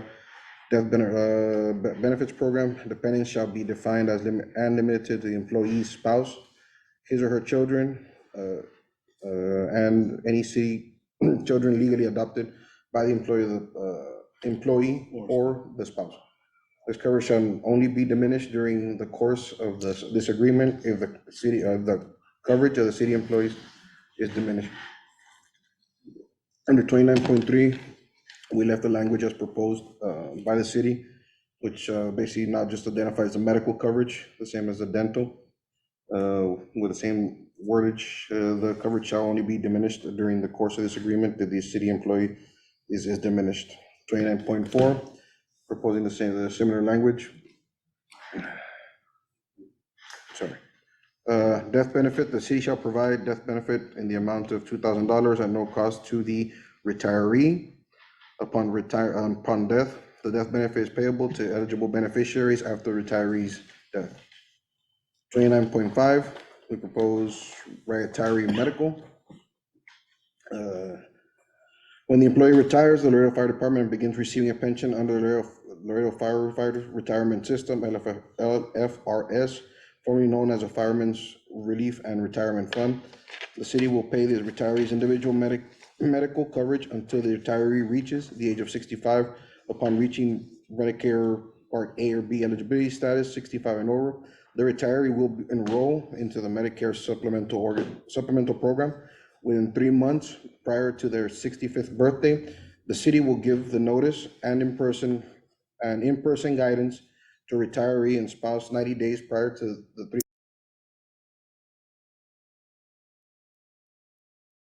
eligible for Medicare. Retirees eligible for Medicare shall be covered by the city's health benefit plan as long as they live. Employee and retirees employee, retirees, and retiree dependents shall receive the same health insurance options and at the same cost as the city's retired employees. This language is basically simple. 26 point, just jump back up. 29.6, no changes. 29.7, fire retiree dependent fund. Effective the beginning first pay period of October, we propose change correcting the date to 2023. The association agrees to have the city deduct $65, the change from 59 per employee per pay period for the life of this agreement, which would apply towards the overall health benefits contribution for eligible fire and retiree dependents. Effective January 1st, 2023, the firefighter retiree or his or her surviving dependents agrees to pay a premium determined by monthly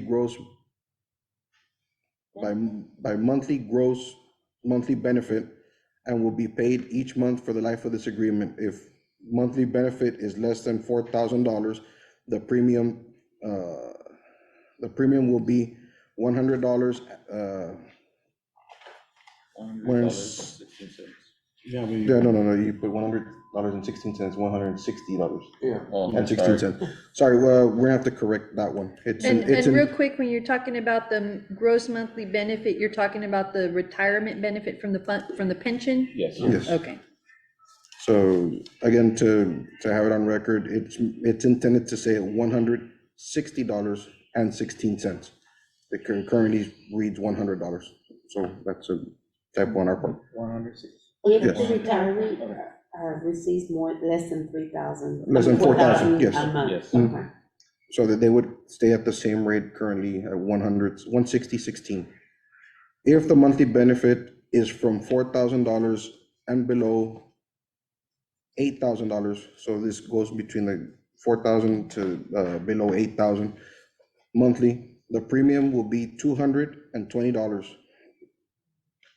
If the amount, if the monthly benefit is from $8,000 or more to below $12,000, the premium will be $280. If monthly benefit is 12,000 or more, the premium will be $320. This corrects the, Yeah, the dollar sign at the end. yeah, I'm sorry about that. These payments are intended to cover the cost of Medicare eligible Part A and B over age 65, coverage for the retiree and their eligible dependents, eligible surviving spouse, and/or eligible dependent children. We strive to remove retiree supplemental coverage, retiring, surviving dependents, medical, as so forth. Here's, and we also propose, well, of course, to strike all the other language of what was paid in the prior.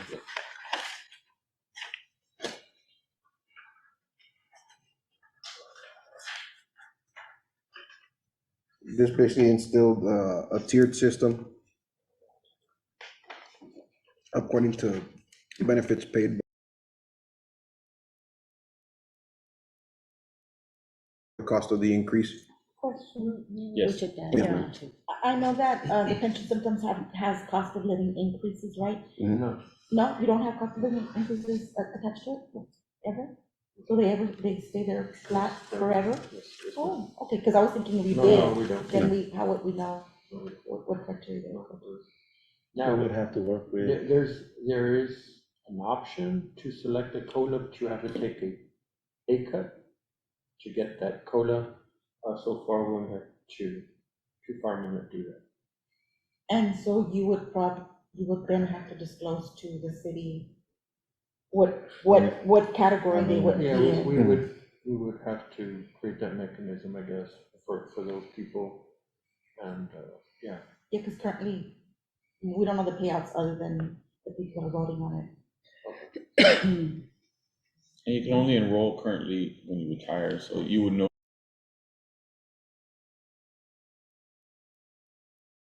HR, what the benefit is. Right, So somebody working with the plan Yeah, we administrator, Mr. we would have to. You would have to, yeah, Yeah, of course. this employee is entitled to this rate. Yes. I mean, you don't have to disclose numbers but if you, hey, this is the rate and it's approved by household, whatever. Right, what we'll normally do is we'll give him the chart of Yeah. those rates, and then he'll apply, because it's an automatic deduction Yes. from the firefighter, so Yes. we'll work with him. The only thing is, we just need Linda to have kind of like a count, so that way when we project on the spreadsheet that we do, to kind of project what they're Yeah. needing, how the plan is going. Mhm.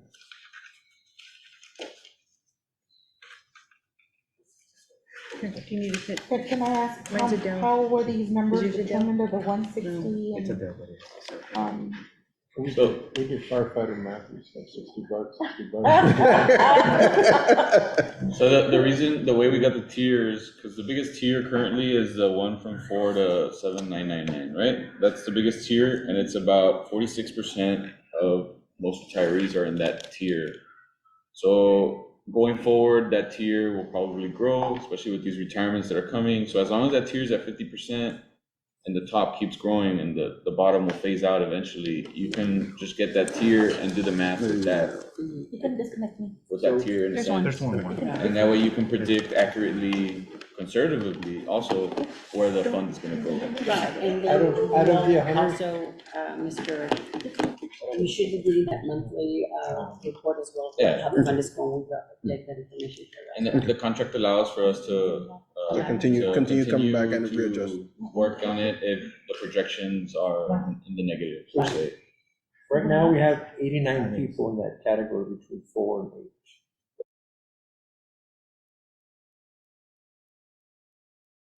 We have 60, and the second one we have 89, and the We have third 60, one, yeah, in the first group. I wanna say we have 39, and the fourth one we have 4. I mean, no, what I don't know is their exact ages, so, well, first we were thinking 5 years, and we were thinking 60 to 65.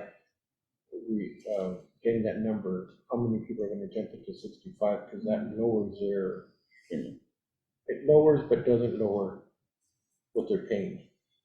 Because that leads to the next question I have. Are you considering the number of retirees that will be, Yes. Yes, yeah, so this is kind of, that's why this Yeah. tiered system was designed, so we can, And even for the future. in a sense, capitalize on. I think as long as we have a mechanism that if we see it going the other direction, then we probably. need to- Yeah, and It's- that's it- already, that mechanism's It's already there, written into the that- contract. and it's there, and hopefully now we're getting the reports to the right people that can see them and we can monitor. So we'll see right away how it's going. But as long as we understand that if we see it going in the wrong direction, that you can take action during the term of the contract if we need to make any adjustments. Just- You follow what I'm saying? right? Yeah, no, I mean, Okay. we agree. I think these projections and these math should carry us over the life of the contract. And if it doesn't, for whatever reason, we can always revisit. I know that in the other contract that we have, there's like an automatic kick-in that just passes it to the retiree. In the way we have it formatted, we have to, We you have sit to down and agree. you tell us how you wanna adjust, what adjustment we need. Divvy it up between us Yes. and the retired, yes. Yeah. Okay.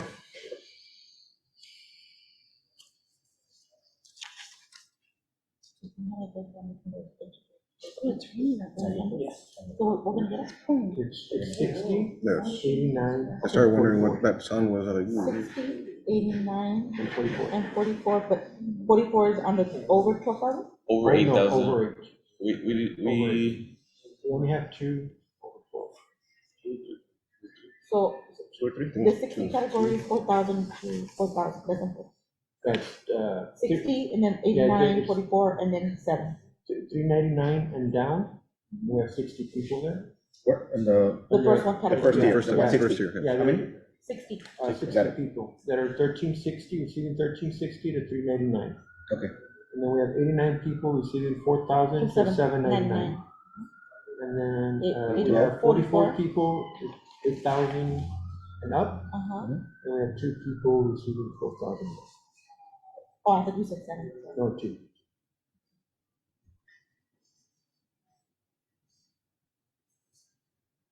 All right.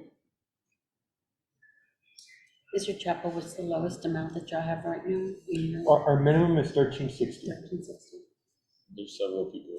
still not at that. I can tell you how many we have there. That's why we didn't feel comfortable raising, To the lowest tier. yeah. We just didn't wanna We got 15 people. affect, negatively affect. How many? Oh, 15, I'm sorry, 21 people. Okay, so the first tier, let me, because my numbers are all wrong. The I first got it. tier is less than 4,000, right? Yes. Yes, And that's 15 people? 60, 60. 60. Oh, 60. Okay, I'm off. The second tier is 4K, 4,000 to the 7,999. 89.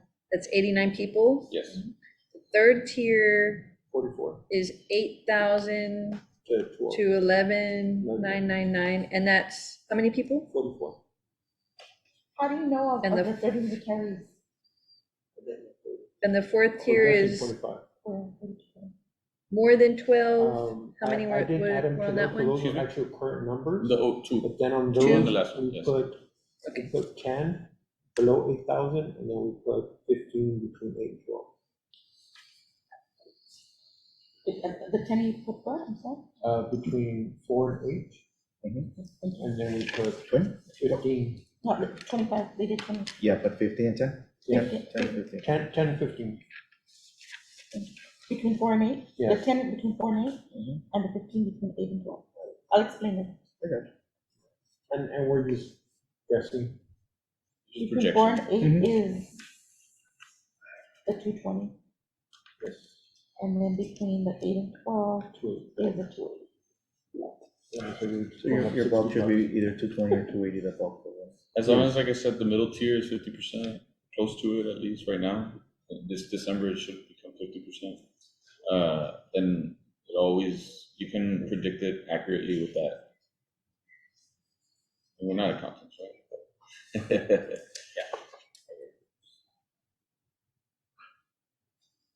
and you're projecting that the good majority of the people who from here on are not gonna land in that lower tier.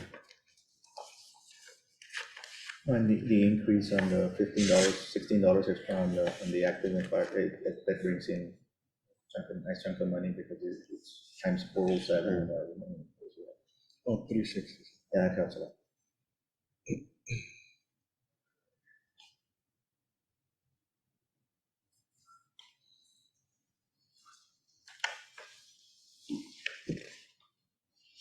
Just, I guess, so it's noted the date for the firefighters to increase would be October 2023.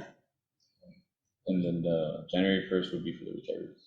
Can we do it on the first pay period of October, whatever it That's is? what is there, yeah. Okay. It says First pay period of first pay October period. 2023. Because we usually say October 1st and that messes us up. you know? Yeah, no, we did the first pay period. Perfect.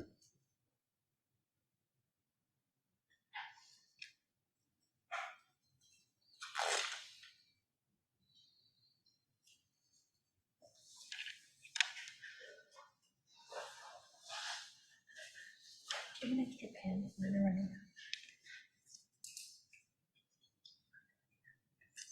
For 42, 140, plus 6,400. It would be generally 48,540. Is that enough? 59, I don't know. 67. I haven't done that yet. I only did this. Right, it's 48, 540. Yeah. All right. Just need to update the spreadsheet with the categories. All right. I'm sure they. You can do it like that, easier, obviously. But if you just get the middle one, it should more or less give you.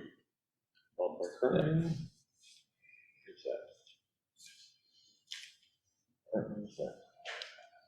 Currently, retirees. Now. That's not including the projected. 150 getting insurance. 60 plus 89 plus 44 plus 2. Only I have 150. 195. It's only 100. Yes, ma'am, but not everybody is on 60, 89, 44, and 2. Oh, it's 190 what? 195. Oh, yes, yes. Sorry. Yeah, but you're saying that only 150 are on the insurance. No, sorry, no, yeah. Well, it's because they. It's because these are dependents They and double up. children as well. It's not just There's retirees. some children in there that are getting insurance. There's 6 dependent children's on there, and there's 34 spouses. It's only $6 for firefighter. And there's some other ones. They say, yes. At the 1360, so at the minimum. Okay. 9, they're getting $6 more per firefighter, on straight period, 26. And 63. It was 15, it's just 6.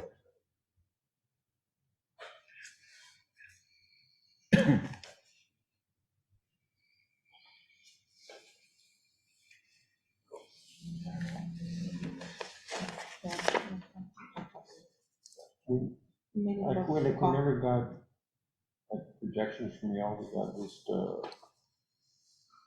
guess a flat number of what that increase was gonna be. And that increase told us was 714.89, 822.12.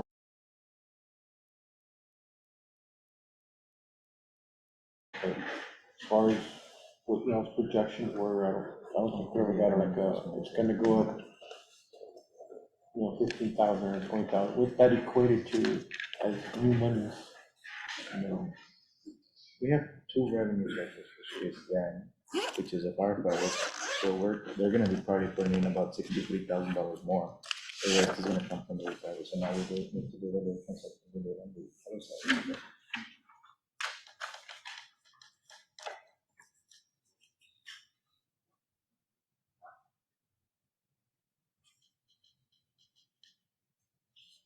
Is there any other questions? I think as long as we're in the understanding that if it's not panning out, we need to kind of. We need to reconvene. We need to figure out what to Maybe do. we sit down again. No. I mean, I think as long as you're committed to that, then we shouldn't have I any mean, issues on. if you have better information and what was given to us, it'd be very appreciated, so we could.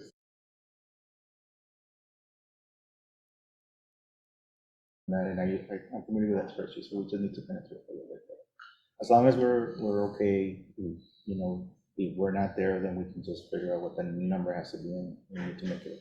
And currently, we have a buffer. I mean, we'd like to maintain it, but currently, we do have a buffer, so. It's been 186,000. Yeah, 186,000. Okay. We were still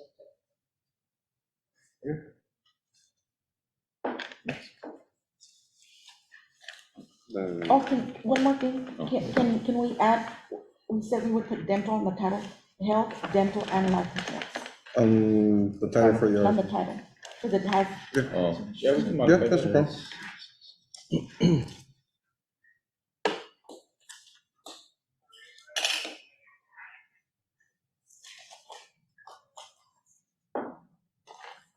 Yes, I also under understanding that to fix the typo from 100 to 160.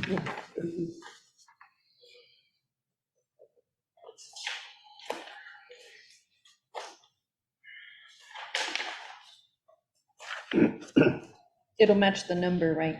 Yes. The number's The number that, 16016. yes, the currently, it's in play right now. I think that one's just a typo exclusion.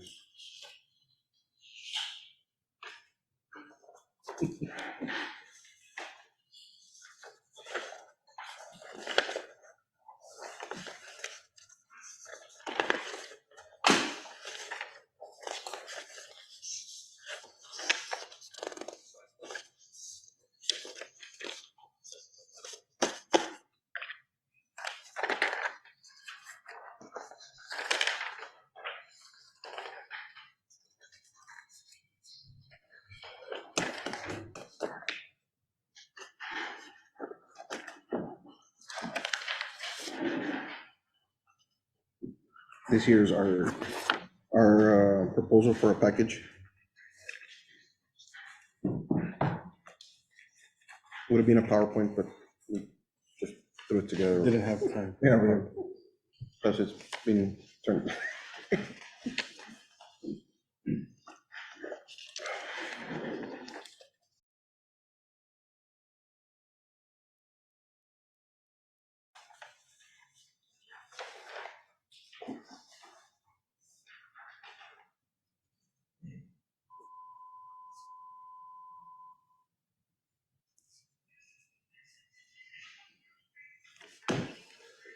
And these are, the association recognizes these are the pressing issues, and we want to address this as a head. Article 4, associations clarifying language, this is under recognition of negotiating authorities. We'll go currently pass this on right now, so you can have a look at it.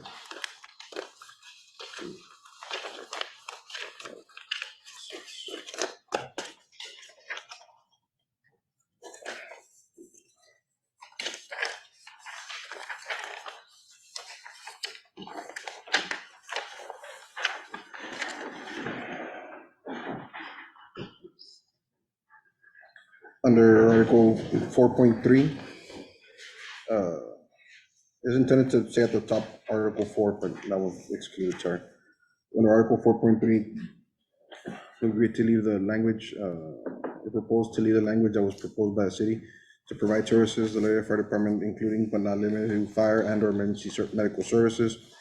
It will include one associate representative who may provide opinions, not options. Opinions and voice issues to the city's designated negotiating representative in an advisory capacity only during the negotiation process.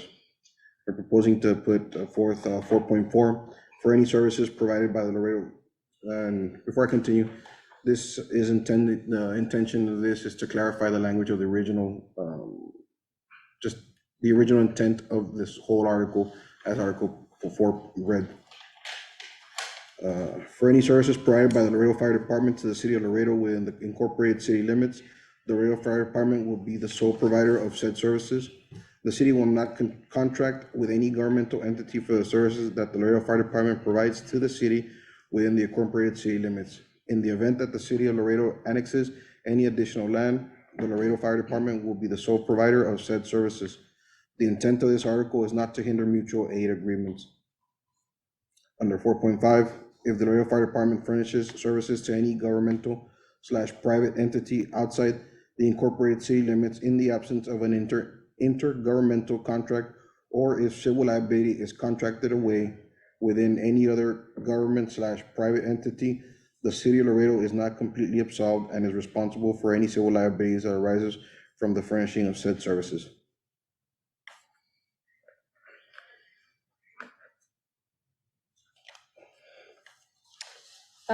Okay, so I have a question. You said that 4.4 and 4.5 are clarifying language, but this in fact adds limitations and restrictions to the city's ability when it negotiates interlocal agreements. Is that right? This is just referring to the services that we provide. Right, but it provides limitations on those services because I originally, think 4.4 at clarifying.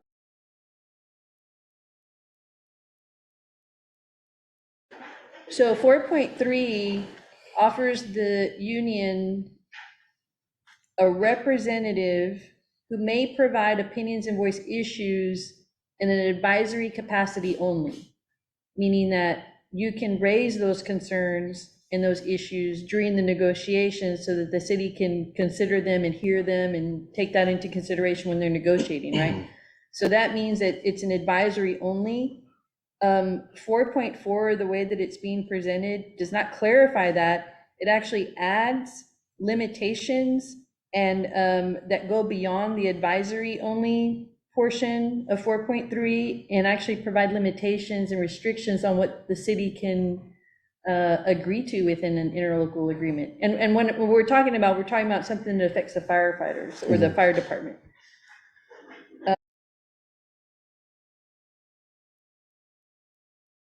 Rights on this particular, 4.4, in providing those parameters where they can only agree to if it falls within this. Is that, am I reading it wrong? No, Well, the ma'am. argument on 4.3 previously was, you thought that someone was gonna set a grievance on something that didn't pertain to Right, firefighters' duties. or- because the way it was Actions, written right. didn't specify that it was interlocal contracts that had to do with the fire department and things that the firefighters had to, which is the intent, but if you read it, that's not what the language says, so it was just to tighten that up, to clarify it, to prevent any unnecessary grievances that may come through whenever we're coming here. Now, you're adding in additional limitations and taking away the rights of the city to be able to negotiate portions of those interlocal agreements or intergovernmental contracts. So I think this is more than clarifying, and in fact, asking for additional management rights to be given away in the contract. I mean, would the city negotiate services away from the Laredo Fire Department? Is that what they want? Have they ever done that? Has that been an issue? I mean, I think this just pertains to the Laredo Fire Department. I don't think it's an issue that the city would ever want to negotiate any fire department services to any of the other outside entity. Or are you talking about like privatizing? That's never even, like, I guess those are just that's, some of our. one of the things is that pursuant to 143, we have to, we can't use any non-civil service firefighters.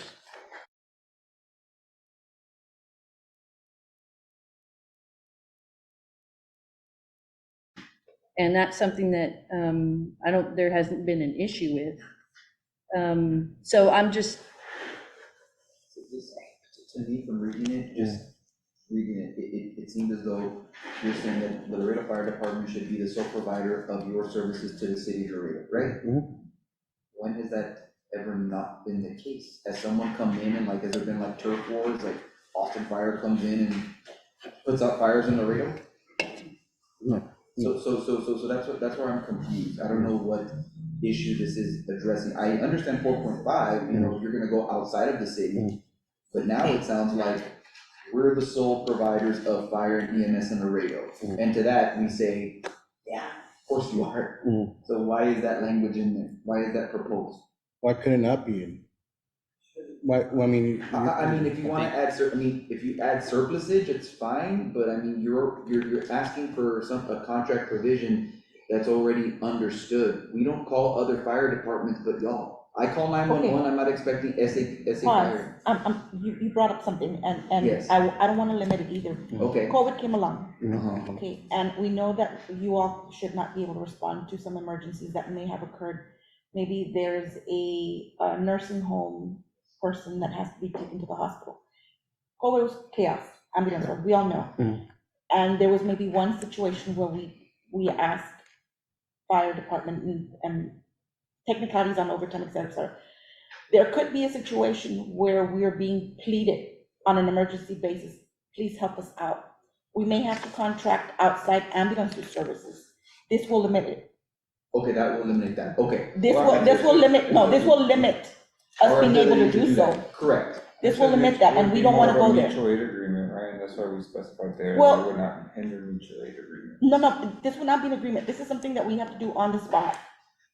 On the spot, something happens, there is an emergency of some So- sort.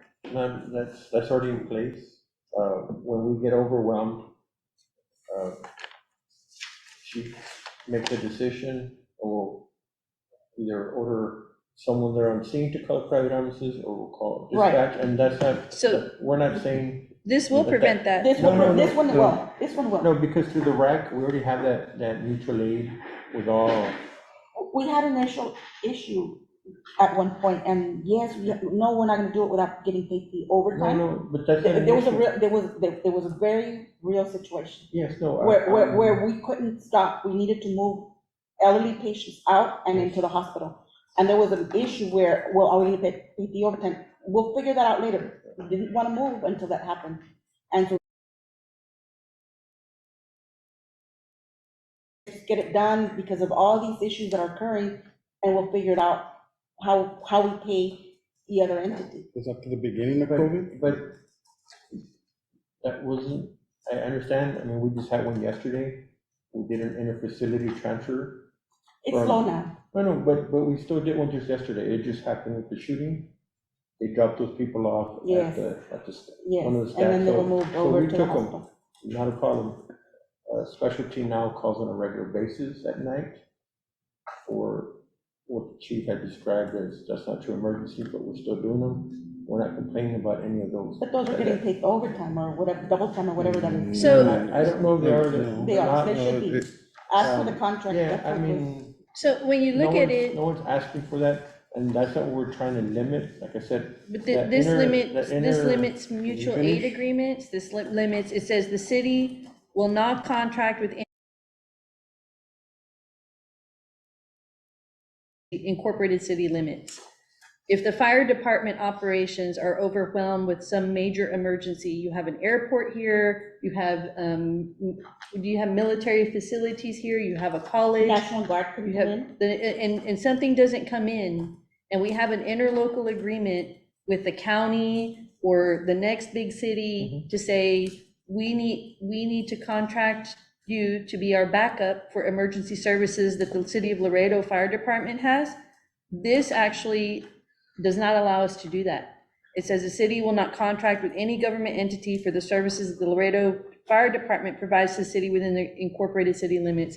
We simply, as a city, cannot even contemplate or consider that kind of a limitation because of the public safety implications and the services that we have to provide. As you know, the city has a limited budget. We have what we have with, with the fire department.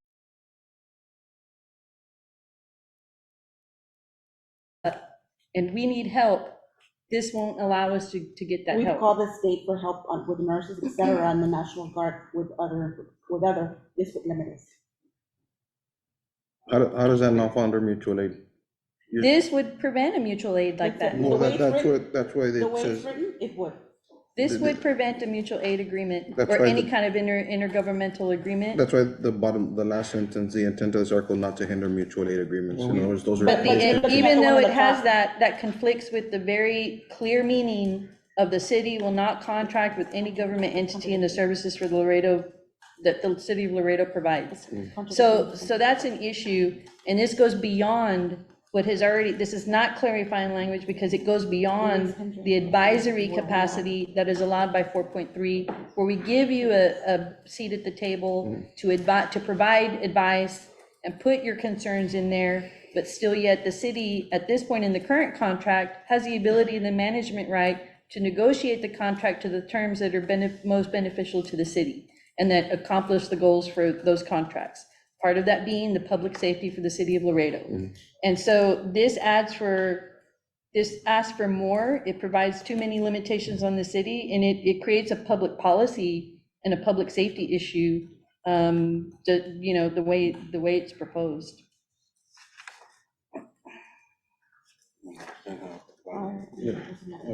I'm even having a problem with 4.3 now. But we'll talk about it later. Well, 4.3 is already in the 4.3 is your- original contract. Yeah, No, no. the For the city's current designated negotiation representative, so does that mean that we have to call them to the table every time we want to negotiate with Tatum? No, the union representative can provide opinions to the city's designated.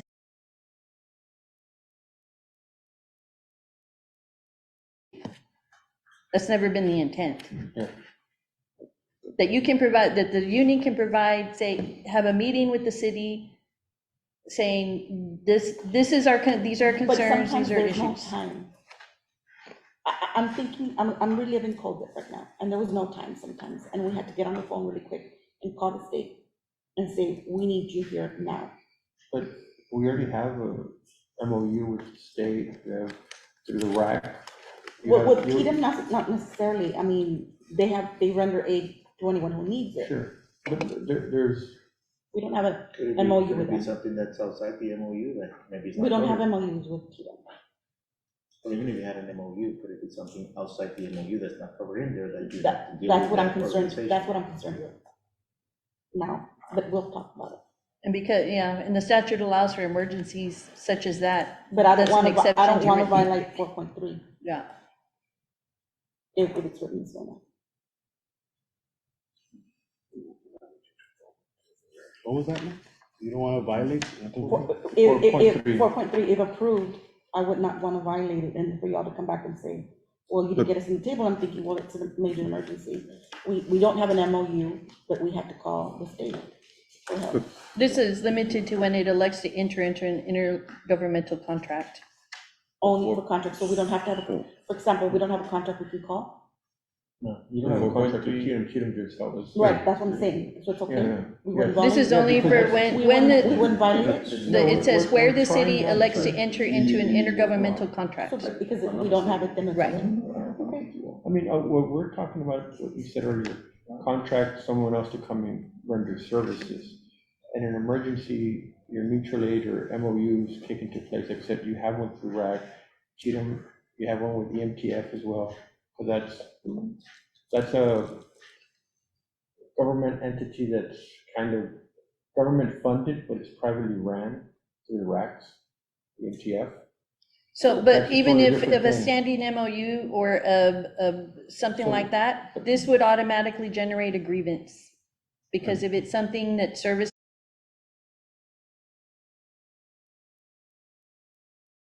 if it has anything to do with that, and they come in during an emergency or whenever the MOU says that we can call them and we need to call them, automatically the city faces a grievance, it must be Like it defended. says in the last And so they have to sentence, make the decision, are we gonna answer, are we No, gonna no. answer and provide No, the no, but services, the or are we intent gonna, is and we're gonna not fight the to- grievance? The intent is not to prevent in case of emergency, Right. calling extra help. Like I said, we've had situations where a bus rolls over and we work hand in hand with private ambulances. So, Our units take the most critical, they take the BLS, and that's how we divvy up the work. So we don't use all our units don't respond to that call. We use like half of them or more than half. We won't render the city completely unable to do any other transports because we used up all our ambulances at one call because we have 30 patients. Only transport 2 at a time. We would only be able to transport 20-something, not be able to do the whole 30, but we don't want to render the whole city unable to service anybody else, so we don't call all our units. At that point, we activate that mutual aid with the private ambulances, and dispatch goes down the line calling who they need to call. That's not what we're trying to stop. but that's what this does, so. So I guess my question is, and again, what are you trying to prevent with this language? What issues have you come? So come up 4.3 was way back, probably more than 12 years ago, we were doing the county services. with? Okay, And there was a contract between the city and the county for extremely cheap. okay, And we were using 6 fire trucks at a time on those calls. We're out there 12-hour days, and the city, half of the city was left without any units. okay. And then we said, can we backfill? And there's like, where are we gonna get the money to backfill? And that's where that What is whole backfilling, if you could just enlighten? hire The people at vacancies. that station while those people are out there, because, I mean, Okay, there's no one here to service, The people- the so what actual we would- taxpayers of the service. yeah. Yeah, because, the citizens of Laredo pay for the services, but we were going out so much, I mean, constantly going out to the county and fighting all those fires and staying out for hours. And we had to use a lot of manpower for shuttering water and just massive grass fires. okay, and doesn't the county have their own fire? Oh, no, now they do, Yeah. yes. Okay, so. Yeah, and so that was when. Yeah.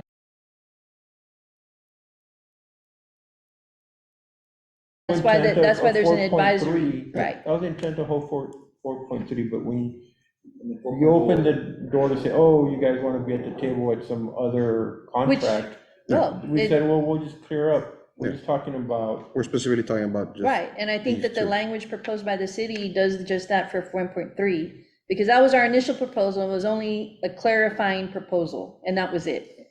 to make sure that we knew that it was only when it involved the fire department and the firefighters, that's when the advisory person from the union would be able to provide an advisory opinion. Now, and you had elected not to bring anything forth with that, but now we've just added for clarification, now you're adding all these limitations and asking that the city give up some of its management rights and its rights to negotiate in the intergovernmental contracts. And so, it's asking for more. I see this moving, that this negotiation seems to start moving backwards rather than forwards. I thought we were getting closer, and now you're adding a whole other slew of requests. You know what, it just opened up, like you said, a lot of other things, and going back to 4.3, what's going to happen when we get that call from someone in the state, I think it's EMTF that you mentioned, and then they're asking for assistance for a firefighter to go out.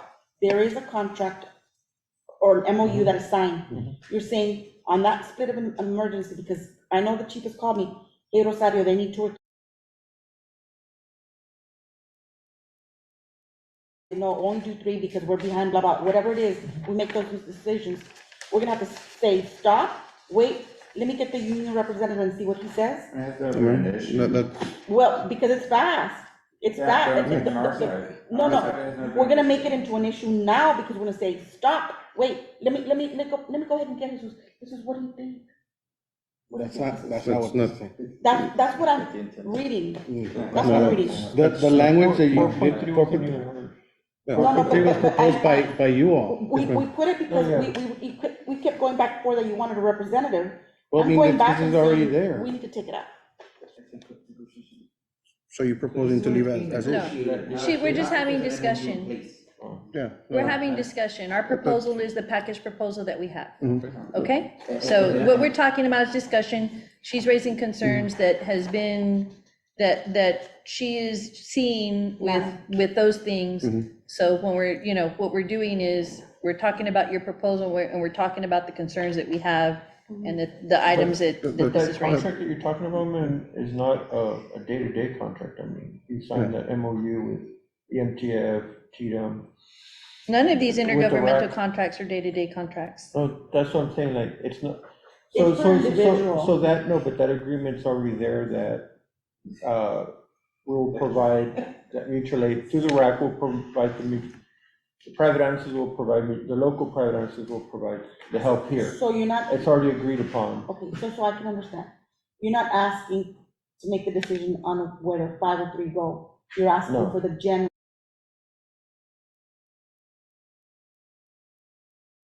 Time, there was an agreement we had to do for those 2 or 3 respective individuals. No, because they're not dated, so you already made that agreement that you're gonna help. Let's say the But we agreement's do- already in So place to help the if the county. agreements I are, don't if you're think not it's- challenging any agreements that are already in place, that's not reflected in this proposal. The This is agreement, not, the proposal is basically saying that we're automatically, if we agreed to this and we signed it, that we would automatically be in breach. Grandfather. because that 4.3 was in place, and then after the 4.3 was in place, I'm sure we came to the agreement, we're gonna provide mutual aid to Webb County. Right. So that was fine. You know, So because we're just helping 4.4 in and a case in 4.5. emergency, and there's a set standard of when we're gonna help. Right. Just like there's a set standard But when we're gonna ask somebody else to help. 4.4 and 4.5 make 4.3 a non-advisory position, because now it's saying, although we have an advisory, you're stuck to 4.4 and 4.5, and you can only make agreements within this parameter. And for the same reasons that I've stated before, which would go against public policy and the ability to provide the required public safety, be able to be prepared for emergencies and emergency response, which is the very thing that this department does, it would hinder that. And I don't, even though you have the intent in this article is not to hinder mutual aid agreements, that doesn't mean anything when it says the city will not contract with any government entity for the services that the Laredo Fire Department provides to the city within the incorporated city limits. 4.5 just came into play from conversation we had at the table. Their initial proposal was to put that we would follow certain state statutes that said there has to be an agreement, so. But this From doesn't say reading- that, it doesn't say that we follow the certain state statute, it doesn't even mirror the state statute language. You What didn't want to it's- put it in because you said. What this is saying is The something- city already does it, right? So then we said, well, if you have a interlocal agreement, right?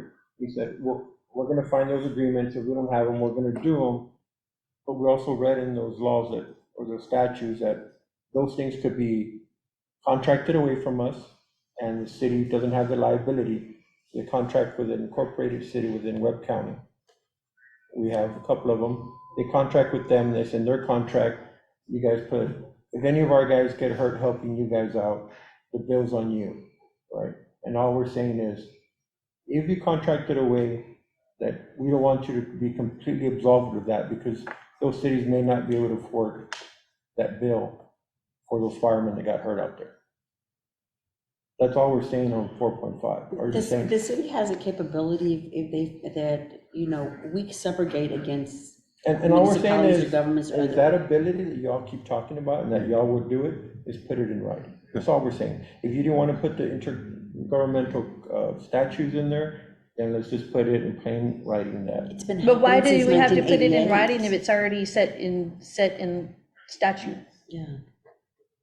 It's already set in the law. We're legally obligated to do this already. You're contracting for something that's legally, that's a legal obligation. Okay. Thing is why, and again, on 4.4, I know we're not there, but my answer still hasn't, I mean, my question still hasn't been answered. What was the issue? Because when I read 4.4, it sounds like you're trying to set up a monopoly that you already have on fire and EMS service in Laredo. So my question is, what's the point? I would like to know, and it, again, in my limited understanding of what you do, please tell me what issue this is addressing and what it's clarifying. Because if it's not clarifying anything, then we're just going back and forth for no reason and just wasting time. That's all I'm asking. If I can just have an answer to that question.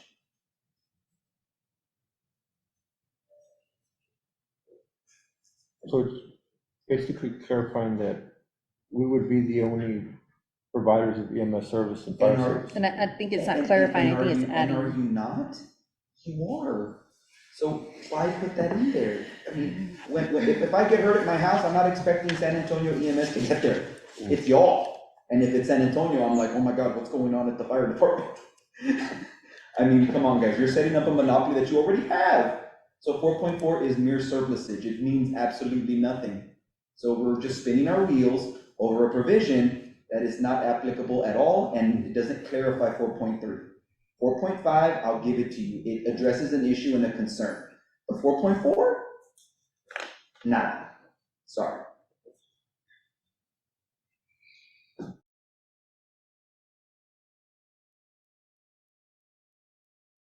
Other articles on the proposal. I guess we'll table that one, right? Yeah. And we'll look at it. Moving on. We'll look at it. Thank you.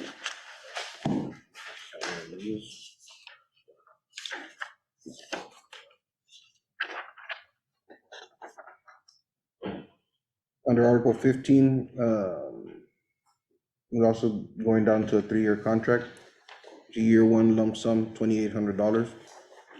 Year 2, proposed increase of, we came down, we understood the city cents. Year 2, 2.5 increase.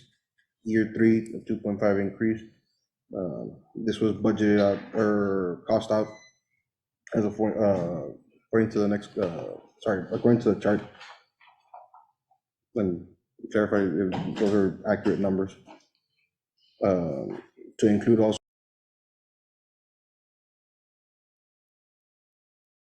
to the pension, total monetary cost, $5,889,171. Addition, yeah, new money.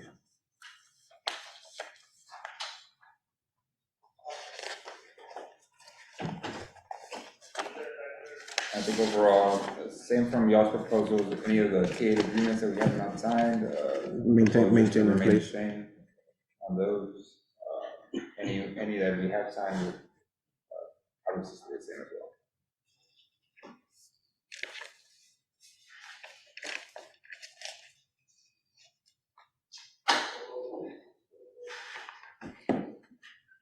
On Article 30 on the retirement,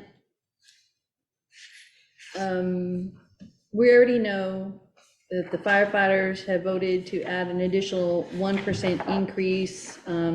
When does that become effective? That one's already been. That's already, Right, it's voted, but when does that become effective? When does that 1% increase begin? Probably as a board will probably decide that. And when does the board, what's the range of when the board plans to? Probably during the life of the contract, this next contract, we'll get it from the members, either 1% in total or divvy it up, depending on the length of the contract. Oh, and I'm asking about the additional 1% contribution from the Yeah. firefighters. Yes, yes, yes. So you I don't know when mentioned it's that. gonna start? But as long as it's there. It's gonna start within the life of this contract. Right, but the life of this company, I mean, we're looking at 3 years, so Yeah. how soon will it start? The Could they board- wait till the 3rd year to start it? They could, Okay. I mean, as long as it's voted in and it's, I guess the plan of action is in place, state recognizes it and the actuary recognizes it. Right, it's recognized by the actuary, but we were just wondering, when will that 1% start being paid by the firefighters? Because what you're asking, I mean, you're asking the city to put in the 3rd year, and we've been talking about, through the life of the contract, but when the firefighters have voted to amend to increase their contribution 1%, which would go from 15% to 16%, Yes. when does that become effective? We haven't had that. That would be a discussion. board I think what he's saying is that the board is gonna have, make Yeah. that decision. Yes. Right, and Depends the on- board's I'm familiar with that, decision can be, is there a limitation on how late that they can do that? Can they let it sit for a while? Can What do you mean they, by a while? I don't know. Well, let's say you the know- contract is 3 years and they have 3 years to set it. we- Or can they Right. have 6 years? No, No, it has to be it's within the not life gonna of be this that. I mean, what we've always done is, what's the life of the contract? And we've always divvied it up, is what I've seen in the past. 1/4%. Oh, If so we- If we okay. have 3 years, then we might do it 33, 34. So the addition of Or 1% we doesn't could- mean that it's automatically 1% at the beginning, at the first year of the contract. It's one, No, it would just- be just like with the 1%. city, it's, when we've agreed to 1%, they've never said, here's 1%. It's been divvied up. If you look at this last contract, we got 1%. It was divvied up. Even- Right, that's from the city. I'm talking about from the Sure. Yeah, firefighters. The it's same the thing for same- the it's the same thing. firefighters. If Okay, you look at that number, it was divvied up before. I think the ballot didn't have a specific date for when it gets started or how it gets much. allocated. Exactly. Okay. So, I mean, that would be a portion. Okay. of that. Yeah. I hadn't That's even thought about it, but like I said,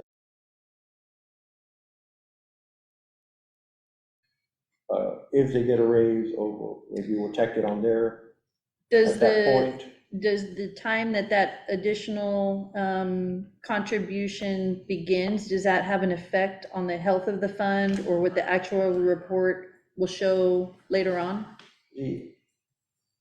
That would be a question for the actuary, but what he's told us is I'll recognize it no matter where you put it in the life of the contract, because it's already committed, agreed upon, whether it's by the members or the city, I'll recognize the agreement is signed and sealed, and there's no turning back. I'll include it. But, In the but, reports, and he'll put the date on there, but it's included in the overall report. right, it's included on the know- overall report, but when it comes to the fund, the benefit of having that 1% being contributed into the fund, that actually plays in the sooner you contribute the 1%, the healthier the fund will be, right? Of course. The sooner the better. So if you started, say, October 1, whatever, on January 1 of 2023, that would put your fund in a better position, right, financially? Oh, yeah, common sense. No says matter that. what the actuary report or what they recognize, I'm just trying Yeah, to common look sense at, says that, yes. okay. But the membership of the pension membership or the board of trustees has the option to prorate it so that they can do it over the life of the contract, where that would affect the fund, where it wouldn't have been benefited the fund as much as if you put in the 1% at the very beginning. Is that right? That's fine. Okay. But question, the analysis that was done by the actuarial of putting in the 1%, where did they put it based on the study? What I remember reading on the studies, they usually spell it out that the membership, the city's gonna, the last time, the city's gonna provide 1%, I mean, quarter No, no, percent, quarter no, percent. But this study that was done, because there was a study that was done. Yeah, I couldn't answer that question.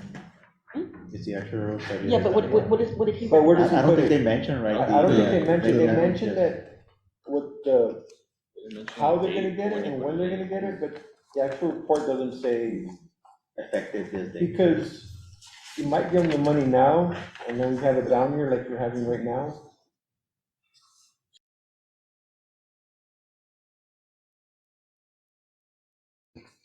You know, what's the benefit? So I don't think it affects the years of amortization overall. Because this is there's no end date to this pension, right? Unless the city dies and the pension dies, but other than that, there's no end point, so it's not a short game that we're playing here, it's a long game. It's not like, oh, January is the best day because that's it, everything's solved, it's not. Next report may Right, be good or bad, so this is just for calculation, a snapshot, what's happening right now. And they try to project 4 years out, 6 years out. I know they do that, and that's why they tell you and make recommendations based on, you know, maybe an 8-year horizon, but this is going on forever. This ain't over. And on Article 3, Three? oh, excuse, 30. Oh. I'm sorry, I was reading year 3 For when you. I said that. Yeah, because it's for you. We've been at it a long day today. Year We've had a 30. long day. In year 30, what? Okay, well, I have some information that I would like to pass out because it was brought up earlier. There were some, you were asking questions about contributions and things that the city had done for the general employees pension and the TMRS. What we're providing is in the last 10 years, and y'all had provided us something like that for the from 2019 to 2022 for the Laredo firefighter retirement system, but we're giving you this an average monthly benefit, and it's just an average of monthly benefits that the general city employees get from their pension system. And if you look in 2021, somebody with there was 806 active retirees with over 30 years, and the most that they can get is $4,604.14. You have the people who meet the 20-year retirement and the 20-year retirement between 20 and 25 years. Their average monthly benefit is $1,860.82, and that's 20 to 25 years. Can you break this down to what plan they picked? Because you all have multiple plans they can pick. We got one. Actually, they have one plan that they can pick. But TMRS is one plan, but then when you retire, you have different options on the life of the retirement. You can do a certain number of years, but they're not very different it doesn't make a huge difference in the amount of retirement that you can get. So TMRS is one fund. You have a couple of options, and this is just an average of what the general city employee has elected to do and what their benefits are.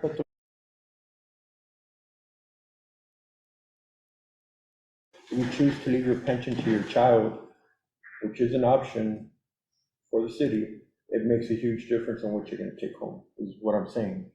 Well, what I'm telling you is this is a general. So this is an average, and we're looking at it here. And I'm just saying, we're not comparing apples with apples. Well, we're not, and that's right, You and that's are- why, you that's what this is showing. I think this is This because is- we I didn't were ask asked you. about TMRs, yes. I'm Right. asking. We were asked about TMRS, so I think it's I thought it was that. How much do they contribute to employee? 7% of their, Yes, they're it required, contributes. it's a mandatory 7%. Mandatory. And then it was brought up that, well, the city contributes, what is it? 14. Yeah, 2 to 1. And And, but the reality is that That, the salaries are not as high as the firefighters, and then the benefit payouts What are about not the as catch-up? generous. To catch up It's and, within the last 3 years, or 2 years of the catch-up. You can only catch up in the last 2 No, 3 but the years. catch-up was a 457 term. no, no, no, no, Oh, no, no, no. I'm talking That's right, about the 4%. additional money that is contributed on the city side is the pension doesn't add up, right? TMRS requires you to be 100%. So when it doesn't catch up beyond the 14%. Oh, you're talking about the unfunded liabilities? Okay, I have it here. The unfunded liabilities. So for OPEB, it's 205 million, and for the pension, the current pension liability for the city, let's see. If you want to look at note number 19 on our CAFR to confirm. City's pension liability.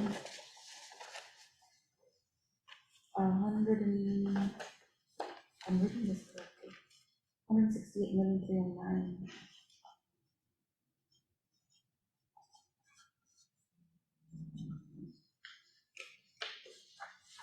So you have to make, I guess, payments on that, right? So Yeah, but our Come from- unfunded liability come from the city. is, not from the. So, yeah, but that doesn't It comes change from the the system. benefits, that doesn't change the benefits I'm to the understanding. I mean, beneficiary. we're putting 15% of our gross pay into.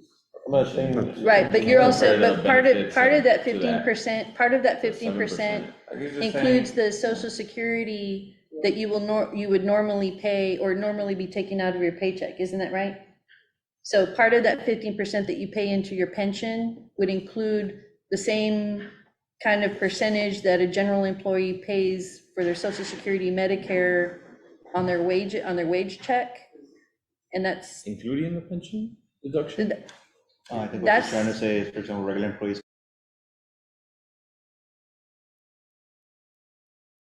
you only pay the Medicare portion, the 1.45. In our paid deduction? Is that what you're saying? What you're saying is Or you're the paying pension. 15%. Oh, okay, So out of that 15%, if you would have to contribute to social security, you have 6.2. I think that's what you're trying to say. yeah, right? and I guess what Mr. Chuck is asking, out of that unfunded liability, how much is the city paying towards it, aside from those extra, 14%. Yeah, I think he's trying to get to the total percent, which is 20.75. 20.75 So the city contributes 20.75, in total. not 14. well, the 14 is the 2 to 1, Yeah, and the reason we're No, having no, to, that's in the city match, charter, because and you then brought you're the paying- 2 to 1 And then you're issue, paying the additional percentage of 20. right? in And it's still addition, less than the another 21.10 that we're 7%. contributing to the What that fire. was, this, So we're contributing 15. the 20.75 is based on last year's good year. I assure you, next year when you get the bills, you're gonna be way above 21. Because before that, we've had bad years, both sides, the city has been above 21% as well. City charter says 7 and 14, the city jumps in, gives another 7%, helps out. And nothing has to be taken away from anybody. actually, no. Here, we ask for a little Actually, bit. no. Actually, no. A total of 20.85 in 2021, 2020, 20.06 by both, right? 20.35, 20.10, 20.10, 20.10, 20.10. Before that, there was, going back to 2012, 18. And then when we did some of the plan changes, but we've never considered 21. Okay, well, 20.25. 6% more, no questions asked. No, a total. 7 or no, I 10. think what Chuck was Never. saying is that the next coming years are gonna be much higher. Sure. I'm just saying, but even now, it's 20%, right? But we have but we have an additional liability that we're not putting anything into, that we must put into because of police and fire, healthcare, that is 205 million that we haven't touched. That we need to start funding. And I think what she's talking about is, The OPEB. yeah, if I can clarify, is what she's talking about there, Chapa, is that OPEC, the 205, is part of the insurance cost that we pay towards the retirees. So for CAFR, they need to kind of estimate that because it's an unfunded liability that they have, that the It's firefighters part of and pension. police officers get, and they're having to. But I would venture to say it's mostly PD, because you pay the PD, you pay their spouse, you pay PD after age 65, you don't pay anything for us after age 65, spouse or retiree firefighter, and PD gets it free after We don't pay- 65. pay the We don't after pay 65 if they spouse for don't PD for the qualify. retirees. It's in their contract. They just It's have in to their have a contract. They have a ask for contract, it. like you all. Pay It's in for their them. contract. They pay for. See, if they're not They don't. retired. But the retired That's not what it- policeman, you pay No, for. we pay for the Yes, over like, it's the same 65 it's the same setup you have. But at if they- 65, it doesn't stop for them. So they're like,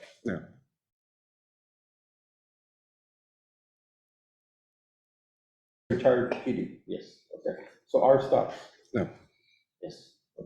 and, You mentioned dependent, and I wanted to. okay, yeah, okay. But I mean, I'm saying you keep paying for PD, and us, it stops.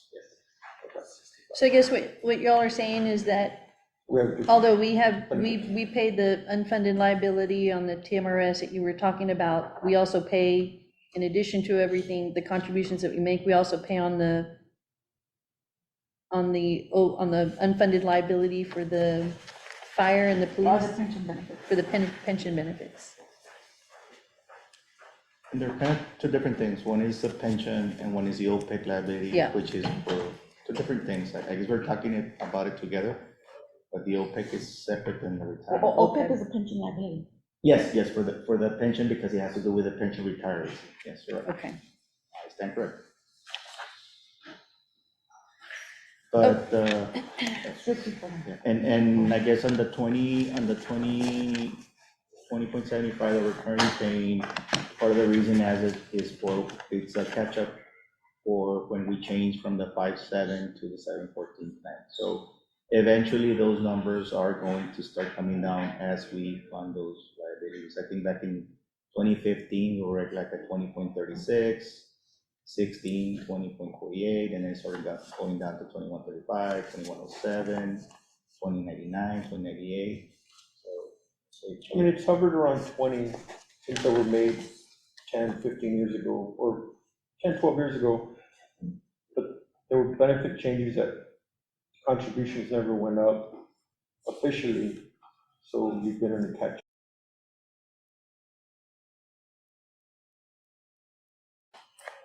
Benefit increase and, Yeah, sorry. a benefit increase, but not a.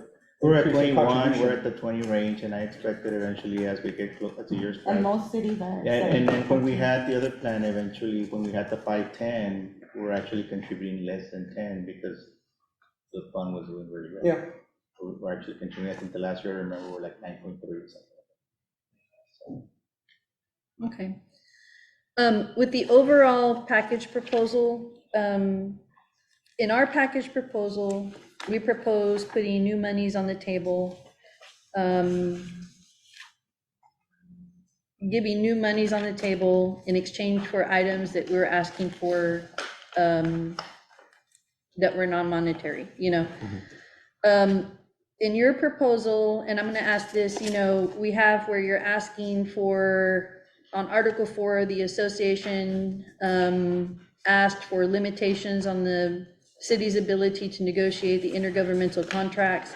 On Article 15, you're asking for a one-year lump sum payment of $2,800, a year 2 increase of 2.5% on the base pay, which also increases the ad pays. Year 3, an increase in 2.5% in base pay, which also increases the ad pays. And then in Article 30, a 1% increase in the contribution to the pension fund in year 3. And you have some costs here, and we need to confirm those costs. We're gonna run those costs. But here, it's all asking for additional monies, but there is nothing being offered to the city in exchange for those monies.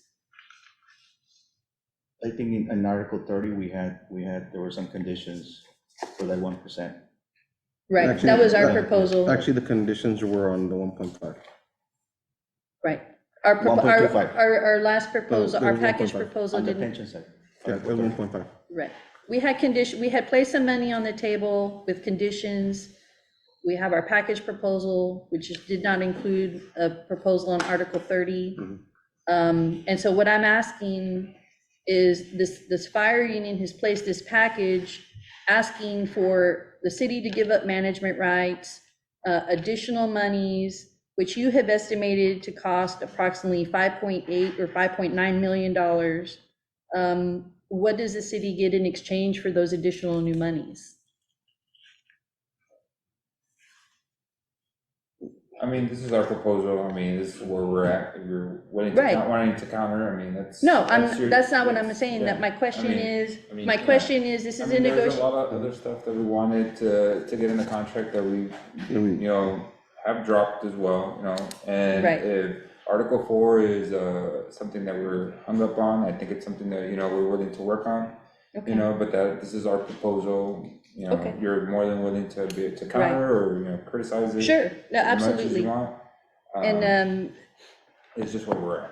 so, and I guess what I'm just asking is you're asking us to give up management rights and put new monies towards the contract, but yet I don't see anything that is being offered to the city in exchange for that, and this is a negotiation. So I'm just asking, is there anything that you are willing to offer the city in exchange for the giving up the certain management rights you've outlined and the additional monies to the contract?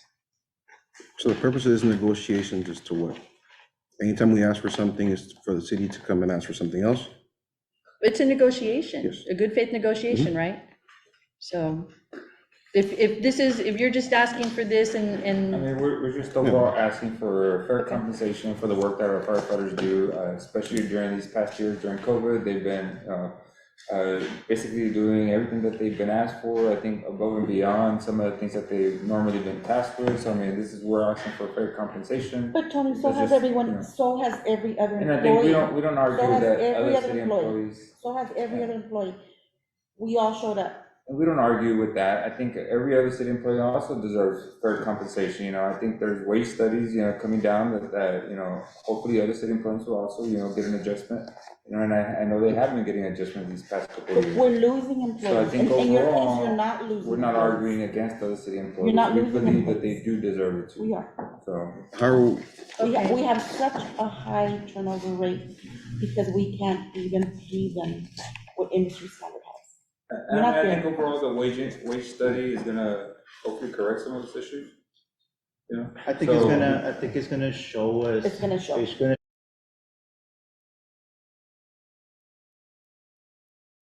Is how are we gonna fund it? Mhm. Where are we gonna generate the money or the revenues? I to think, fund it? and this 3-year contract shortens that, you know, I guess, being able to predict what you're gonna be able to, I guess, budget for, right? Except instead of doing a. Well, we're a not long-term because we never contract. moved away to be able to assist with the ag pays.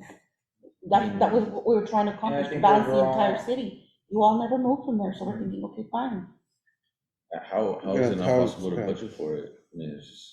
no, we have to budget for it if it's a contractual I heard- obligation. Sorry, It's the funding. It's the funding You part. couldn't budget for it, I was like, how is it not? Yeah, no, we have to budget for it, it's the For our funding future, part. for the And the future city of part of it. Laredo has a finite amount of resources, like guys, I've said it before, we're not a corporation that creates new products and then we're gonna sell those new products and bring in more money. That our revenues come from certain things and we have a finite amount of resources. And the city of Laredo government is here to represent the citizens and their best interests, and, I mean, in that survey that we talked about one of the first days, public safety was third highest priority for the citizens of Laredo. And we're not trying to derail that, it's just asking for our members basically to get fair compensation for the rising amount of inflation that is here. We're not here, like I said, like Tony said, we're not here to represent other citizens, I mean, other employees, other workforces. I mean, there's huge issues all over the country, right, all over the city. I mean, But when we here compare you because- to other cities, Yes. you're at the top. That's just, So it- I mean, I think it's just the. to say that, Okay. okay, to say that you're looking for, okay, when you say you're looking for fair compensation, there's the implicit in that statement is that you believe as of right now, you are not fairly compensated. And implicit in that statement, that's implied. So when you say that, when you look at how we're compared to other cities, that is not the case. The math, with all due respect, is not on your side. The numbers are not on your side with I mean, regard to that. You could look at cities across the border that are somewhat similar, and they're getting 4 or 5% raises. No. We're not arguing for extreme, nothing extreme They like are. that, but I'm just saying, like, if you wanna look at the numbers, there is.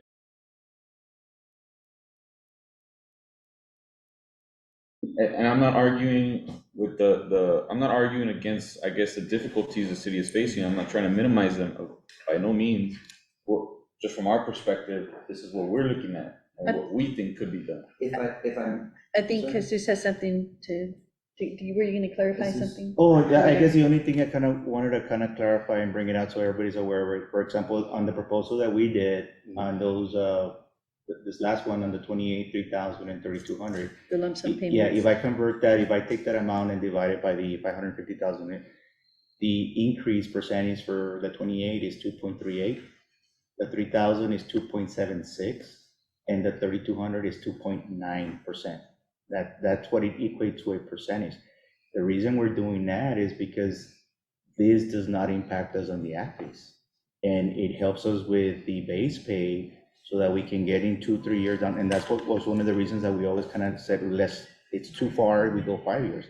Let's look at it in 3 years and we'll get a better feel of where we're at and how the city is doing to then consider that. But this is our only option to kind of stop the bleeding on the act base, because this is a true.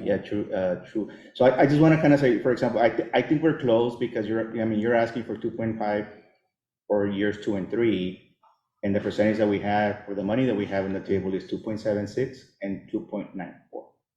And I do want to clarify that our last proposal on the pension was 1.25. It was 0.25 for the 5 years, not 1.5. No, it was, The first one was 1%, the second one, the last one that we did was 1.25. 1.5, I don't know. Yeah, the way we did it is 0.25 for years, 5 years. Yes, We can look but at the the- video, right? Yeah, Yeah. oh, definitely. But we have the No, and I have proposal, it in whatever front of me. whatever the proposal Yeah. is speaks for Yeah, itself, what's the so. Thank you. Yeah, that's fine. But this is our proposal. It's I don't think we're far off on the numbers as far as like monetary costs. I know it impacts the ad pays also, but I think the ad pays is already factored into these calculations. You know, And- so, like I say, Well, I'm just kind of address your note. If we do a 2.5, we're really doing like a 2.75%. It's more because of the ad base. It's more. So it's higher than, if you're but doing. we based off we use the numbers we based it off of the numbers that. that you. No, your total amount is 1,375,000, that is correct. Mhm. But the 2.5 does have an impact on the ad base. So Okay, I guess- when you correlate the 2.5, when you add the ad base, it's gonna Yeah, be. but as far as the cost, I mean, I'm saying that it's similar. But no. When we use the numbers that, The 550. Right, he did. he's not saying that the 2.5 numbers are isn't the correct. 2.5, Mhm. but in the end, when you're putting a 550. 2.5% increase on the base pay, it automatically increases the ad pay. So when you use the increase in the base pay and calculate the additional ad pay that the city will be obligated to pay, that actually totals to about a 2.75% increase. It's a 1.35, that is the cost, that's correct, because we're using that 1.5, but it sounds like it's a 2.5 increase, when in reality, that number is, because the actual base pay increases the 450,000. The number is correct, Okay, the 1.375 is Yeah. correct. I think, That is correct. I think if y'all don't have anything else, we need to take, I think our team needs to take a caucus. The only thing Oh. I kind of wish up a state, because I think, I think you already covered, but there's the Article 30 is just a 1% with not considering any other initial requests that we did, correct? Yes. Okay. and I guess, kind of to clear up the understanding of fair compensation when it's concerning the liability. Not the liability, when you're comparing the city staff with the job, I mean, we understand that it's not the same job. Every part of the It's- body is important. Yes, Carlos. yes, ma'am. Every part of the body is important, so don't say that one Yes. department is more important than the other. No, That's what we're saying, and it's we the understand, and we employer. understand. That's not what we're saying. And what we're trying to, I guess, bring out to remind the fact of every department is just as important.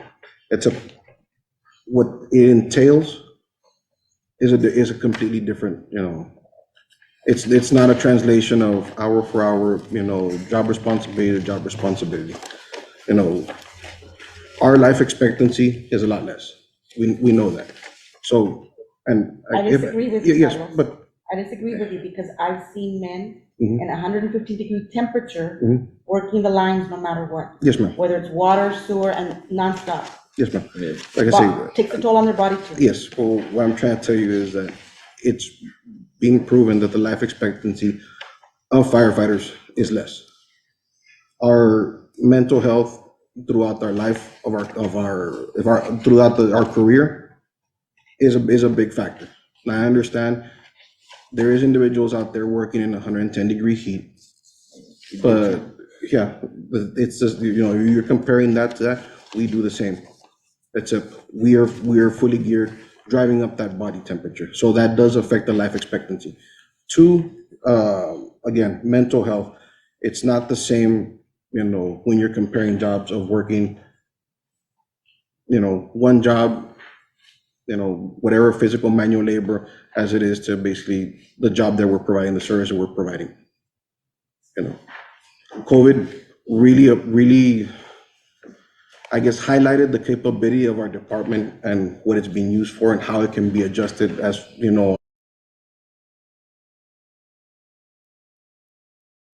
Investment Yeah. that has been made in making our department one of the highest trained, like, the most trained. We have countless certifications within the department that we take on our own sometimes. And I think the citizens were given Right. I- the best And we- service. and we've- the best yeah, service and possible, we've the been- best service We know possible. that. you know? We appreciate that. And to go through it, also, we face a high cancer risk. Not just from, the things that are burn a lot faster, burn a lot, they're more carcinogens. We understand that. And that's always been kind of under understanding.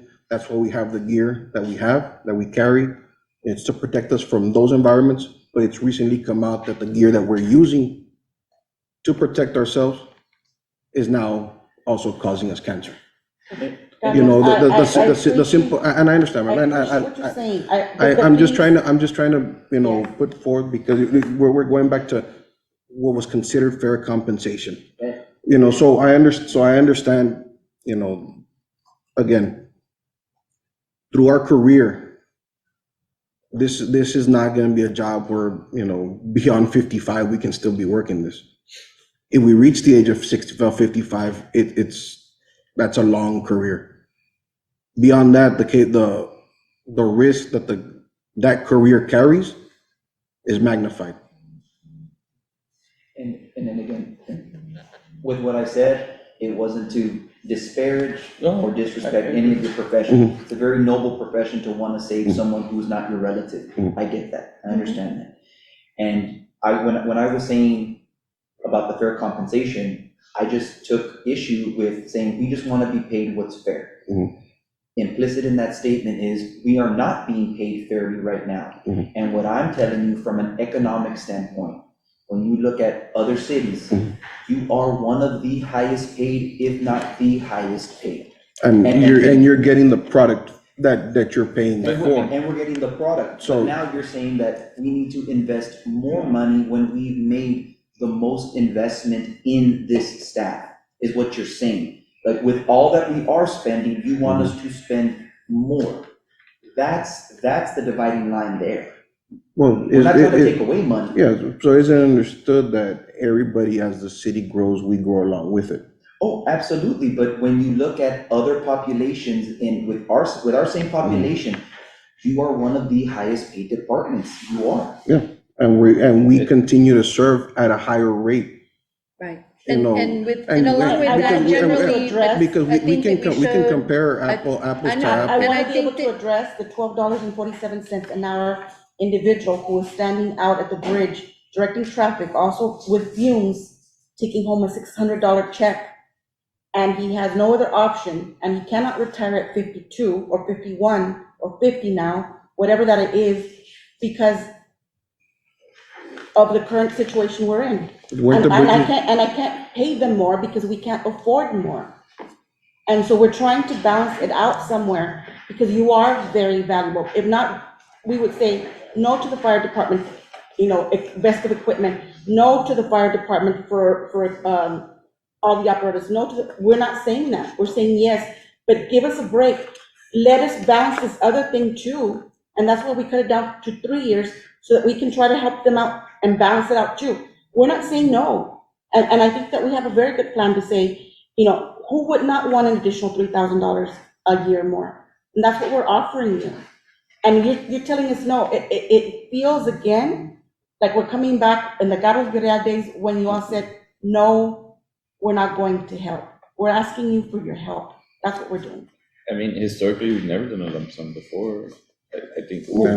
we're trying to, I think, I agree with Jesus. I think we are getting close to a We're middle getting ground close, but in we the would monetary like sense. to see it at a fixed amount so that we can try to balance out and be able to assist with a study and within the next 2 years. That's what we want. Okay, I mean, like I said, we hear you, we're trying to meet we're your trying, middle we're trying to ground. get to that middle ground. We're trying to, come down. We're, Sorry. but again, like I say, going back to what you're bringing up because of what can I pay this employee compared to that employee because I have to pay you? The life expectancy is drastically skewed because of the profession itself. Well, Can I, and can I, It's- can I touch on that, because I know you mentioned it once, and I don't wanna, have any lack of respect. Mhm. But the last actuarials that we have, the life expectancy was one of the tables that was adjusted, and the life expectancy is now better than it was Which is? before. So this last one that we did in the actuarials, for the actuarial studies, that was one of the impacts to the pension, because the life expectancy table went up. So now firefighters are living more, and they're gonna get a check for a longer time. So it is going, it has been an issue, and I think it touches with what Oscar was saying, that we're putting money into the firefighters' training, equipment, and that is diminishing, which is shown by those mortality tables that are being used. So yes, it has been a problem or an issue or a reality, but it's something that is improving. So hopefully one day we would like to see that table match other job titles. So, and it's moving in that direction because of now, we're more aware of what's going out there. So I just kind of wanted to touch on that, because I know we have people listening, and we don't want them to perceive like, okay, what's going on. Yeah, well, But okay, the life expectancy has improved, and that study showed, what was that life expectancy? I didn't look at the study. It was a table that is considered. Okay, because, the and actuarial the reason I tell you is that, yes, an increase in life expectancy from 58 to 60 is an increase because of the steps that are being taken. Oh, you're getting an extra 2 years to live, when every other employee, because of their job and their exposure to whatever risk they have, is at 78. So it's an 18-year difference. It's a whole career difference worth of what we're talking about here. And these are numbers, the fire service has issued throughout the country. The numbers are real. Like I say, the service we provided, comparing to other municipalities, we showed up in COVID. The unknown was there, and we produced. We didn't have the option. We didn't even think about having the option of, we can't respond because we don't know what's out there. The hospitals suffered. What did the hospitals go through? Their nurses were like, hey, we're out of here. The city recognizes that. The city asked, you brought it up. And these are people that were being exposed to the same illness virus that was killing hundreds of thousands of people throughout the nation. We stepped up. we recognize that, and we Solid, solid recognize waste, that. everyone did. Yes. And what I'm trying to say is, we are all important. Yes, The ma'am. citizens may I'm not have not saying that, realized, but- the citizens may have not realized, Mhm. but we continue functioning with the exception of maybe some clerical people that worked out of the house, but that was very minimal, because we put everyone to work. If they were there, then we would put them at the health department doing the call service. Everyone worked, no one stopped. Everyone was exposed, but we have deaths. Yes. Awesome. No, Yeah, everybody was well, doing, they're- support, but exposed, our guys were support. We were going directly Health to the. department. No, no, help. If I may say, We're not gonna- I agree with everything that has been said today, but we also got to see the other part of the employees that did do the solid waste, that did do the water, that did do, without the protection, we also were just as vulnerable as you all were. We also suffered mortality on our end. We didn't announce it, but we had some employees that also died. So I don't want to disregard anybody. I got to see it on the workers' comp. I got to see it in our life insurances. The city of Laredo employees were forefront of this entire processes. It was an unknown epidemic that nobody had ever experienced. We were all adjusting. The entire city of Laredo, we showed up every single day, including Linda. I never did not show up to work to do my job. And as most of these people sitting at this table, we all did the same. So I cannot dispel a city employee and treat one better than the other. Everyone did their job. Yeah, we understand we all showed up, but when the job entails caring for in the direct care of, that something that could possibly take your life. It wasn't, we have it wasn't, employees like yeah, that. and We have No, employees like that. We don't have to get into it. So- We're fine with that. We signed up for this job, like, Yeah, we know so- what this job entails. So- We won't get into the details of I just don't want- compare job with job. I appreciate, because I don't want the employee that is looking at this to think that we did not also recognize them. Yes, no, and we do recognize them. Like I say, our fellow employees with the city, we're all there.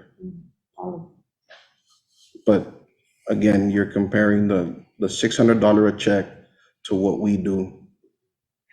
And like I say, the department, the way it was taxed, the way it came through. And I think Ms. Perez bringing it up, if I may, Well, I think she's bringing- okay, go ahead. I think she's bringing it up because I think we're trying to find a way, like Joaquin is saying, we have limited revenues are coming in. We know we're gonna have that study coming in for the rest of the employees. And they're gonna come in and they're gonna say, this is what you all need to do. And it's gonna cost money, unfortunately. So, we're looking at it and where do we have a limited money that's coming in. We're trying to figure out how do we make transition now. Like I mentioned earlier, when I started with a collective bargaining with both police and fire, which is about 18 years old. 18 years ago. I wish. 18 years ago, we, both police and fire were paid. They were at the bottom of the list. So it's taken us 18 years basically to get to where you're at right now with the pays and the incentive pays. And I think like Mr. was saying, now we're just trying to get a couple of years, and that's why we're looking at 3 years to kind of, okay, let's hold the line there and see how we can help other places. And that's all we're saying, because, that's what we're asking. And we wouldn't be asking if we didn't have a need for that. So currently, I guess what you're trying to say is that currently the city's in budgeting wise, it's at a shortfall or is in a crisis? No, No, we you only never have said a that. number. I'm just trying to That's understand. what we went through the presentation, is that we only have this money, and this is what we use. 20 million, that's what Yes, went up. We had 20 million, and we wanted to point out that it's not an amount, it's an I'm amount. not saying it is, I'm just So saying. whatever it is, for example, next year, hopefully it is 20 million that we get next year. I would love it, but I don't think the taxpayers would like it because it means more taxes. And unfortunately, we're trying to reduce, in addition to that, we're trying to reduce that tax rate. But in thinking ahead, there's things that we're working on. insurance. There's things that we're working with some grant monies, but eventually, general fund is gonna have to start A picking that up. detox center, We're talking about a detox center that potentially can have, because we don't have it in Laredo. right, there's no detox center, so Yes, we we're, know. And Deal with there's patients. already the starting processes that are going in to develop that. The medical section of it also, because they're talking about a hospital district. So, and then we're talking about, for sure, we're gonna need maybe potentially 1 or 2 fire stations moving forward. That requires another Yeah, I know. 55 Yes. I mean, FTEs. and- we've known and the so city's trying to right, get a and- station for 5 years since I've been here, so. Right, well, it's getting closer. Been I longer than understand, that. I'm just saying, And I I'm not understand. promising it's gonna be next year, but No, I it's out understand. there, it's lingering. These are all plans that the city would love, obviously, Well, right? and what I'm trying to say, not some of them yet. have It's already going to started. happen. Some of them Going to already happen. started, that the detox is already in The route, detox the is- homeless the homeless is in We process. need $1.5 million next year. We From have, general we fund. have the salary the survey and the positions, that it's already starting, we're just about ready to get the results, and then here's the plan of action, how do we fund it? So, I mean, we have 5 or 6 big projects that are looming Mhm. for next year's budget and the following, so. And for the most part, they all are healthcare related, the majority, the detox, the homelessness, And you employees. know, the community, the hospital district, the Employees. the employees. Those are huge. Yeah, and like I say, we're trying to be responsible about it, and we understand the city's stance of where they need to, where other, I wouldn't say wish, I wouldn't wishes, but needs, yes.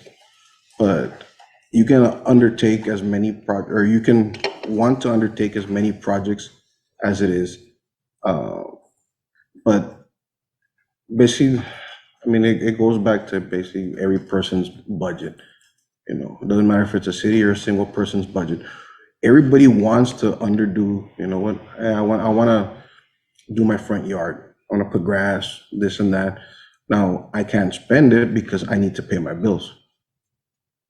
But these are current commitments, what we're talking to you about, Mhm. with the exception of the compensation plan for the employees. Mhm. These are current commitments that have already been approved. So like I said, we can go back and forth on the future, and Yeah. future commitments that we want to make or need to make, or have made, we can go back and forth on this. I think I don't the, know, I yeah, think at this I think the point, city needs to caucus for a moment and then we can come back. Okay? that's fine, thank you.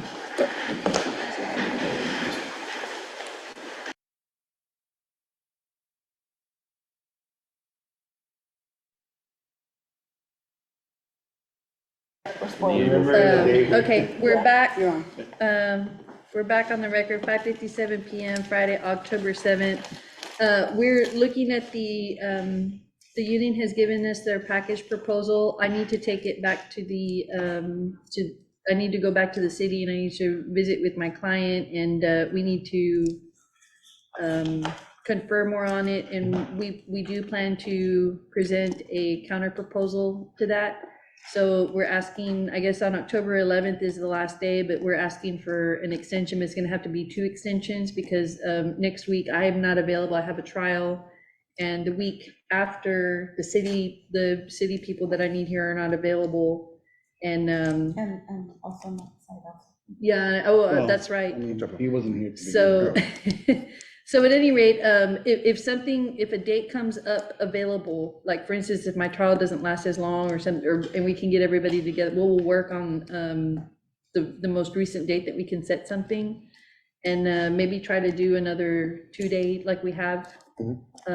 But where we're requesting the ability to counter propose the union's last package proposal, and so we're requesting the need for 2 extensions. So actually, we're actually maybe 3, because our next council meeting after the 17th is not till November the 7th.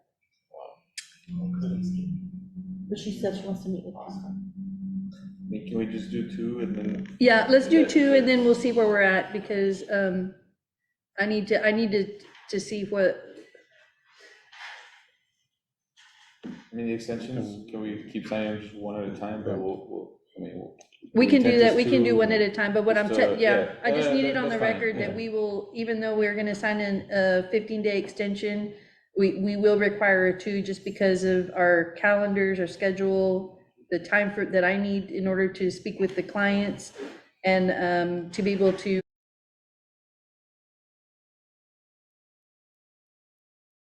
Okay. And then Okay. we're going on Tuesday to City Hall to sign it? Say that again? No, to discuss it. What's He's that? he's thinking we're gonna go to council to have it signed already. No, No. I'm referring to the extension. The Oh, the Oh, extension, we can actually do that by email if necessary, like if I can draft it up and if you want to sign it and scan it, and then I can sign it and scan it, or I can send it signed already to you and then you sign, scan it, then we'll just say that that's the original. City have DocuSign? True that we do. We do. Do we have We, the city does. We actually don't have DocuSign. Really? I haven't Oh, seen, wow. I may, DocuSign. No, we're able to do it, but that's because someone else is sending it to us. I may have it. Huh? You all have DocuSign? No, I think I may have it. But Okay. I'm about to say, more than likely, they're off. And normally, even in litigation stuff, like court stuff, if we sign it and scan it, we're able, and there's a way that you can scan it with your iPhone if you have, but if not, let me see, I think that I do have DocuSign My available. iPhone's coming in later in the month, so Uh-oh. just to put that, I'm still on a Galaxy. You can send it to me. Yeah. Okay, I'm but we'll working keep here. in They touch finally because convinced me. Wednesday 11th, is that Tuesday? It's a Tuesday. Okay, I'll take my iPad. so good, because I'm out on Monday, I think everybody's out on Monday, yeah, right? Mon- Except for the well, firefighters. Yeah, And Bridge and Police. And Bridge and Police. And Bridge and Police. It's all erased. Their parts. Let's get serious, we're all So- gonna be working on Monday, Yeah. right? there's gonna be solid waste on Monday? Do they get, Yes. do they get time and a half? Well, They they usually do. do, They yeah, pick they up keep the a schedule, They yeah. do. Okay. Just so I can realize, I think my dad. So told me, on the like, oh, you're not gonna 11th, pick it up, like, yeah, they are. on the 11th, somebody needs to call me like, or let me know at 8 AM so we get it done, because once things start happening, things, So what if there's no signature, does that mean, we'll have to sign it. what if someone forgets? We I won't don't think forget we it. won't forget now. We won't Oh, forget. no. Yeah. She's just, 11 people. she's just I like saying. dogs. I think Jonathan's gonna remind me. I'm just saying, that's the Remind me. first thing we need to do on Tuesday morning. Yes. So, Because, I mean, just to, I guess, clarify, we have to the end of business day, Tuesday. yes, we Okay, do. okay, Yeah, just- 11th is the day, the last day, and then as long as we get it signed on the Just 11th, do it right now, at least the one. because I have to Oh, print so it you- out and Oh. You know, Oscar has to go like an hour ago. so. We will get He's it got an done, I important promise. meeting today. Yes, very important. We will, okay. All right, and I think we're gonna adjourn then, and we will get that extension signed.